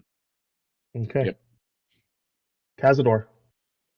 I'm going to bonus action lay on hands to give 1 point of health to Dusk. So you're up by 1. Bonus action lay on hands. That's a 1 D&D trade. Playtesting. Hey. And then I am going to charge forward 5, 10, and hit this one on the far side here. Okay. All right. Mole comes out. 17. 17 will hit this goblin. All right. Total of 15 points of damage. Oh, boy. That's awesome. That goblin's so dead. You can now see into the room for sure. You can see Clark, the bugbear, with this iron crown on, getting ready to come into this fight. And I look at him and go, off. Fuck. That was 5, 10, 15. I will even take the attack of opportunity and start moving back. Okay. 15. He will make the attack of opportunity. Yeah, let's see if he hits first. Oh, it's not that great. 12. That'll miss. All right, then I will Yes. use the rest of it to Almost on a 20. It missed you. All right. So you get back there? Yep. All right. Clark goes next. The bugbear brute starts to go 5, 10, 15, 20, 25. Will rush forward to sow. Mm-hmm. All right. Morningstar attack. 17. Yep. All right. Uh-oh. That would be 12 divided in half to 6. Down. All right. But oh no! I thought you had orc. more. Relentless So. endurance. Oh, so you're Oh, up wait. to 1. Your tipper 8 points. Well, I'm up at 1. Oh my gosh. Okay. Reduced to 0, Yes, but the not temporary outright hit kill. points. Dropped to 1. Oh yeah, that too. What did you? That was with your temporary hit points you lost. Okay, that's right. Yep. Yep, So yep, relentless I already endurance, lost you're down to it 1. earlier. Gotcha. So yeah, relentless endurance down to 1. You are still up. I'm still standing. Clark looks at you and is kind of impressed. He's like, okay. Ethok, ram thrower. All right. The ram. Ethok is going to Everybody's very hurt right now. come I know what to you're talking about. here. I'm going Everyone to, but our goblin. I'm going to attempt to hit him. Just a straight up attack with my hammer. Okay. Ethok, the druid, rushes forward with the hammer. So that's a 13 plus The D4. another 3, so a 16 to hit. You needed 16 to hit, so that is on the Nice. dot. Okay. So that is a 7 on a die, so that's a 9 Okay. to hit. And then I would like to expend a Hill Giant's Tumble on him to knock him To prone. knock him prone. Okay, he is prone now as well. Yes, the hill giant Goliath playtest rushes forward, swings the hammer, sweeps the leg, and Clark is now on the floor. And then I want to bonus action Healing Word onto So. Big turn here. Okay, So roll that that's- damage. Roll that dice. 2d4. Yeah, 2d4. So Plus 5. your modifier, right? I believe so. I want to double check it in here. So 2d4 plus Yes, spell plus your casting. modifier. Yep. So 5 plus, what is it, 4? 4, right. So 9 total healing. That's basically like healing 18. It is basically like healing a barbarian 18. All right, so you got that? How much was it, Richard? Sorry, I wasn't listening. 9. 9. That's so much. I was reading over some of my shit. Sorry. All right. No, you're good. All right, that awesome turn over now, Ethok. Yeah, that's it for me. Clutch, turn, Dusk. You're next. I'm going to stand up, which is half movement. Do I think I could do like a little U-turn to get right next to So with the remaining 15? Yes, absolutely. Okay. And then I'm just going to be like, I'm so tired of this bullshit, and I'm just going to try and stab the bugbear. Turn around, flourishing your floral sword. Hell yeah. There we go. That's gonna definitely hit. I'm just gonna take both hands and just kind of like stab down into him. Right, go for it. Sure. Hey, that's a damage. 8 damage plus what he took already. He's very rough now, actually. He's looking rough. Anything else? Okay. The goblins go next. So the one next to you is going to try and take a stab at you. Bring it on. 22 to hit. It will do that, yes.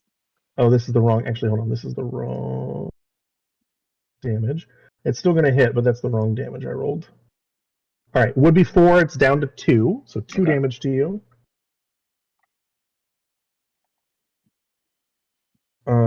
Let's see. The next goblin...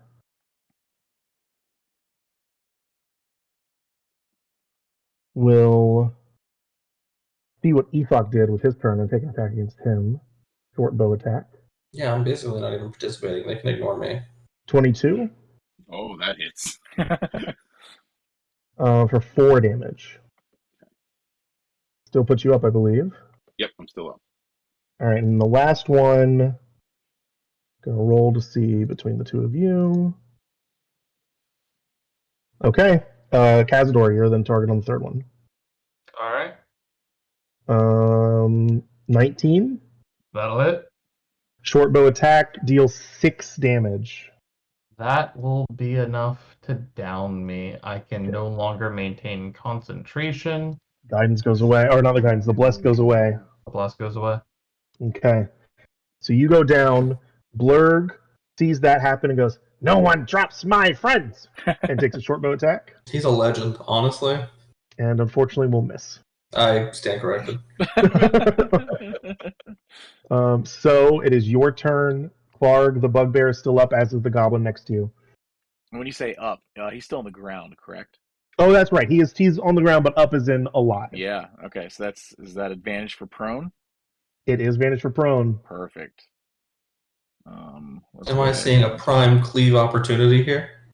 It is prime cleave territory. Oh, hold on. It's gonna have to be like a golf swing here, but let's see. All right. I don't imagine it'll matter, but I do get to use my weapon mastery. Oh. Disadvantage on his next weapon attack if he survives. Okay.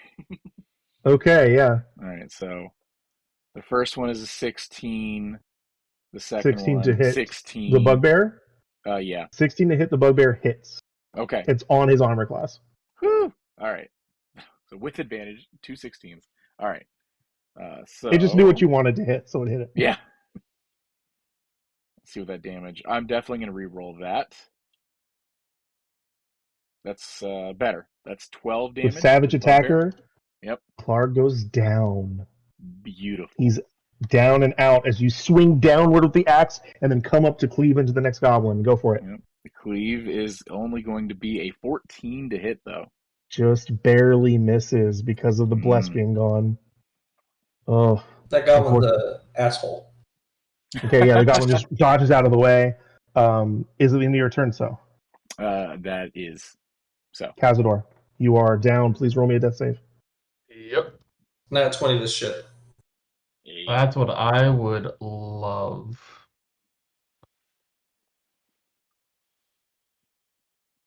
Failure. Okay, one failure. Clark is dead. Ethok. The goblins are still up. You've got your friend down. What do you want to do? I have no more spell slots.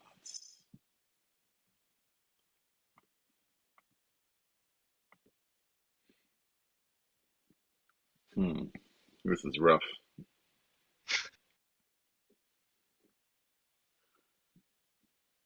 I think,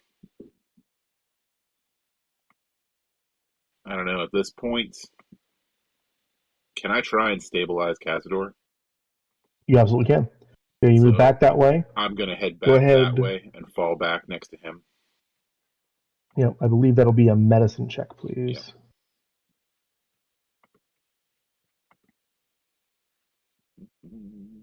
Got a +5 for it. That's good. That would be an 18. Yeah, Ooh. Cazador is stable, That is real good. but is not up. Anything else? No, I don't think I got anything as far as bonus actions. So yeah, that'll be it for me. I'm just gonna pivot and swing on this goblin right here. Okay. Hell yeah. Hell yeah, it hits. Hell yeah. Oh, those change of dice really help. That goblin is dead. Yeah, I'm finally in melee and I'm performing. Goblin's what I've been waiting for. What else do you want to do? I'm going to leave it there, and hopefully the more adept friend can clean this up. Okay. 2 goblins left over here. They will see Dusk and So as their biggest threats at this point, so they will take a shot at each of you. On here. So, natural 1. Typical. For Dusk, an 11. I can't believe it. Okay, that's 2 misses. They both take aim. They're now shivering and trembling as Clark is down. All their friends are down. They fire. Both of you just dodge out of the way easily. That's their turn. And then you watch as Blurp shoots an arrow out and kills one of the other 2 goblins. Nice. Hitting him in the chest. Yeah, that is the friend I was talking about. And then now it is So's turn with 1 measly goblin left. Can't even cleave this one. Yeah, I'm gonna go out and take a warning swing at him. A warning swing that will remove his head. Go ahead and roll. It's only an 11 to hit. Oh yeah, a warning swing it is. Dodges out of the way. No. Anything else? Just if you don't want to end up like the other ones, you'll join our workforce. Make an intimidation check. Make an intimidation check. Okay. That's a natural 20. We have benefits. I'm in. Good. We have benefits, and the benefit is I'm not gonna fucking kill you. Yeah. He says, "Whatever you need, boss. You're the new boss." Hell yeah. I'm in so much pain. Okay, so the combat is over. You guys have managed to defeat the goblins and Clark. Now what do you guys want to do? You have this terrifying goblin. Blurp at this point walks over here and goes, "Yo, don't worry, bro. They've got us. They've got our backs." And this goblin looks at him and is like, "What?" And he's like, "Yeah, they've got our backs." He's like, "Blurp, are you serious right now?" It's like, "Why would I be fighting with them if they don't have our backs?" And they just start going back and forth. Great things, I can already tell. I want to go remove the bugbear's head. Okay, yeah, you can easily just a crunching sound comes off as you just bury the axe into the head of the neck area, and the bugbear's head comes with it. I'm gonna start rummaging around in here and see if there's anything I can find to wake up our dwarven friend.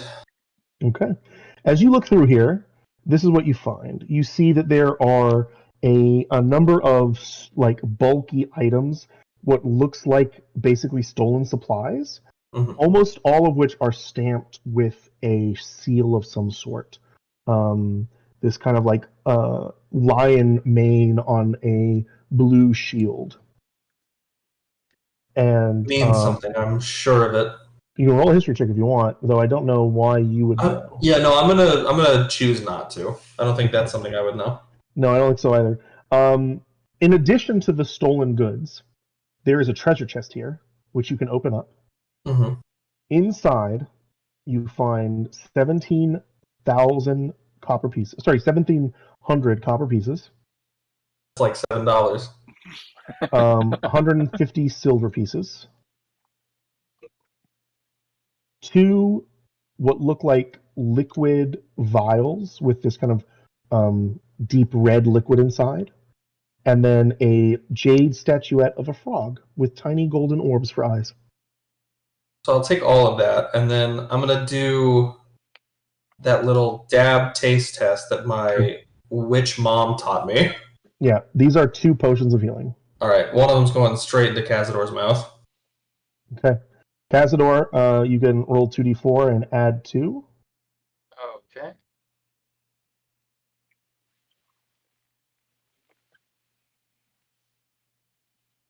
That'd be a total of 4. Oh no! Okay. Okay. Yeah. So Cazador, you are up, groggy a little bit from all of that, but you are up. Welcome back.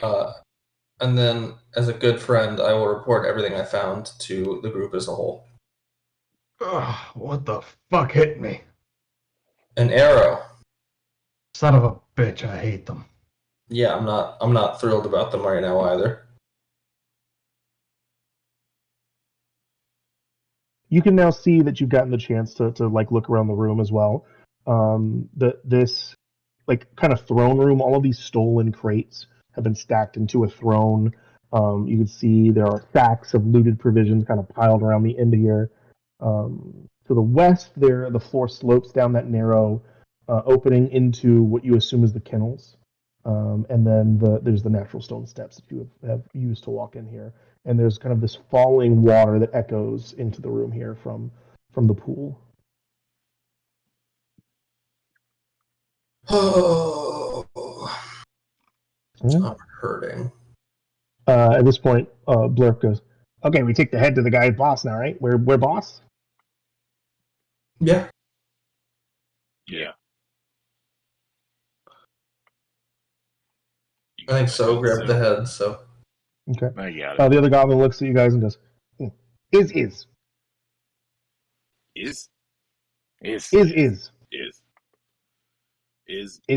Blurp is the team leader. I respect and value your contribution. Blurp is your boss. Is goes, huh? And like a quick shift of he values me, and then wait, Blurp is my boss? We're Blurp's boss, but Blurp does have seniority. Yeah.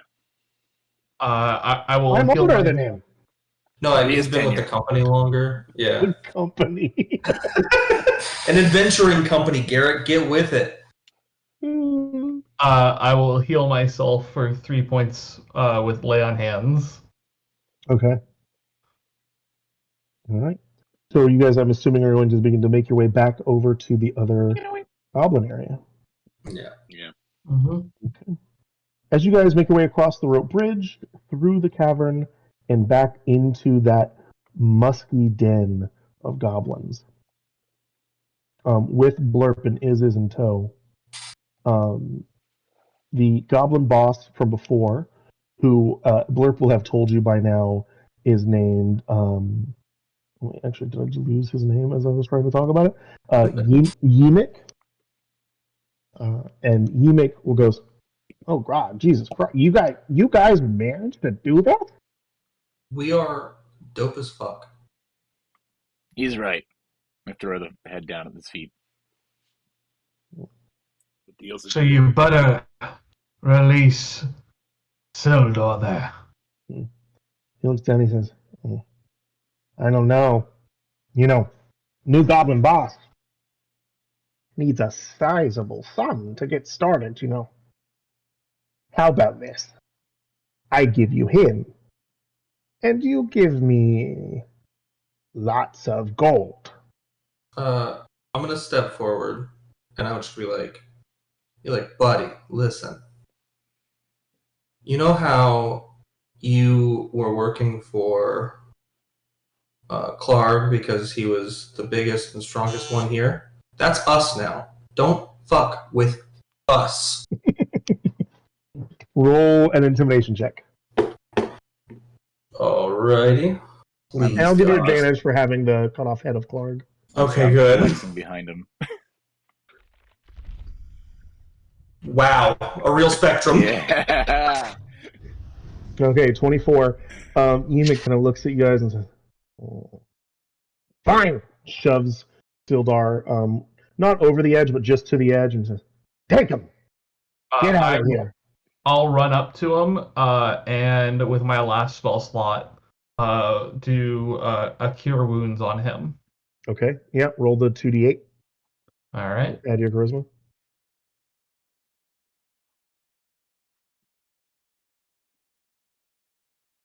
So that'd be 11. No, 10. Charisma. You could see the life kind of breathe back into him a little bit, and he goes, we leave now.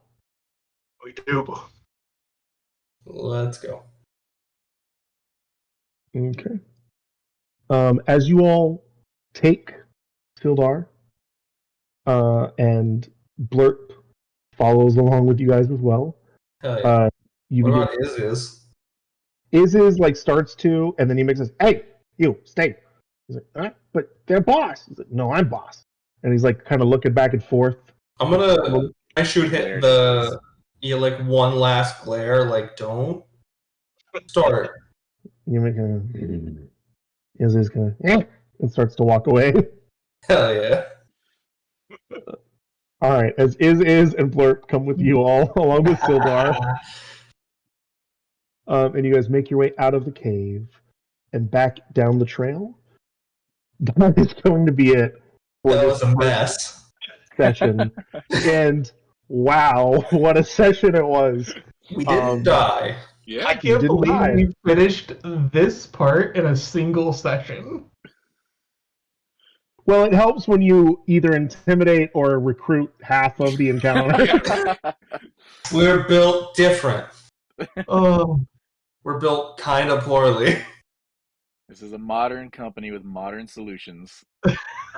You're built in a way that really wants at least 3 of you to be in melee range, and this was a lot of hallway fights. Yeah. It should get better as the campaign goes on, but I knew this one might be a little rough for you guys. I'm equally as good at shooting things from a distance if I don't roll exclusively ones. Yeah. Oh, as you guys are leaving the cave, and as all of you are kind of ruminating on everything that has happened, Dusk, you just kind of hear in your head a voice that just creeps in and says, wait, not completely embarrass us. And you don't recognize the voice as your mom's, but you do recognize where this voice is coming from. Yeah. Listen, shit handle. I've got this under control. That is not my name. Sure. Whatever you say. And then you guys could hear him talking, by the way. Yeah, I'm fully talking out loud. Nothing in particular.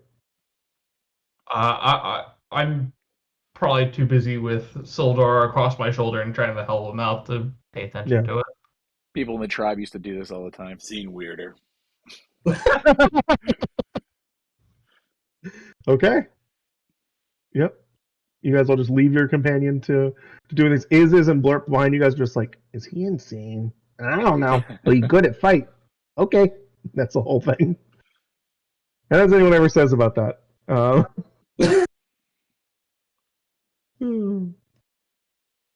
right, guys. Well, congrats on making it through the first session alive. Notoriously hard level 1 for this opening adventure. But not only did you guys do it, but you can begin your next stage of the adventure, which will take you back to Phandalin. And as part of that, you can level up to level 2. All right. Thank God. Yep. Nice. All that extra hit points. Yes, a lot of hit points to be added on to that. I get 2 new invocations, y'all. When do you get a second spell slot? Now I think. Yes. Yes. I get one more. Nope. Twice as many No, spells. Yeah, I do have another spell slot. Okay. I was confused for a second. And I have magical cunning now. Yep, magical cunning, a second spell slot. Everything's coming up dusk. A new prepared spell and 2 more invocations. A lot of warlock stuff going on here. How giant is this giant poisonous snake that I met today? So a normal snake is a normal snake. This is like bigger than a python snake. Okay. Bigger than a boa snake. Like, it's a big snake. You asking for a friend? Asking for a friend. I get wild shapes now. Take lessons of the first one twice. So as mentioned previously, I know I told you this, Richard, but for the people who are going to watch this, if anyone does, we're going to use the Druid playtest rules where you are basically restricted to any of the wild shape forms in the player's handbook. So in this case, it's the 2014 player's handbook until we see the new one. But the extra part of it is the DMs can allow for more different shapes to come forward. So Richard will be able to add wild shapes to his repertoire for animals that he sees during the campaign, if they're not already in the player's handbook. He already knows all the player's handbook ones, but anything after that or outside of that, he has to see in the campaign in the wild. So there you go. Cool. Rad. Wolves and giant poisonous snakes, I think, are both already in the player's handbook, but you know what? Just in case, you got them. You got them. Yeah. All right, guys. So what a great first session. I loved playing for you guys, loved running for you guys. It was a joy for me. I can't wait for our next session. Yeah. In Thank you for Fandom. having us. Glad we're able to make it happen. Everyone. Yeah. Tyler and Richard, this is, of course, still a True Strike production, so this is you guys' thing. So take us out, because you guys are doing this. It's your podcast. We already recorded an outro. We'll throw it at that later. But thank you, Garrett. Thank you, Matt. Thank you, Parker. I rolled so bad, guys. I'm glad we were able to put this together. And thanks for having looking us. forward to the next, bunch of levels. Yeah, a lot more. Bunch of levels. We're trying to go to 20. We're going to try to go to 20. Fighting little goblins to, maybe Vecna at the end of this. We'll see. Or big goblins. Big goblins. Weird. We might be able to handle that at level 20. Yeah, big-headed goblins. Oh, we just have to see if Blurp makes it all the way. I was going to say, I can't wait to see a level 20 has Blurp. to make it. That'd be great. He's my hero. We have completed the meme of Boblin the Goblin. So quickly. I wanted nothing to do with this goblin, by the way, right off the jump, and then I was enamored. He's way more impressive than me, just on a number standpoint so far. Yeah, Blurp was not meant to stick around, but here he is, and who knows how long he will stay. There's not much room for more than one goblin, so watch your back. Yeah. Is doesn't have a circle for a reason. It's a competitive business. As long as he sees GR and not HR, he should be fine. All right, everyone. Bye. Yeah, thanks. Thank you guys. Bye. Have a great night. Hey, adventurers. Thanks again for joining us today. Please be sure to give us a follow on your favorite podcasting platforms and YouTube. If there's any questions you'd like to write into the show, you can hit us up on X, Threads, or Instagram. New episodes released every Tuesday at 2 p.m. Eastern. Thank you for listening to True Strike. And for more Eve of Ruin, be sure to check us out every other Thursday at 2 p.m. Eastern.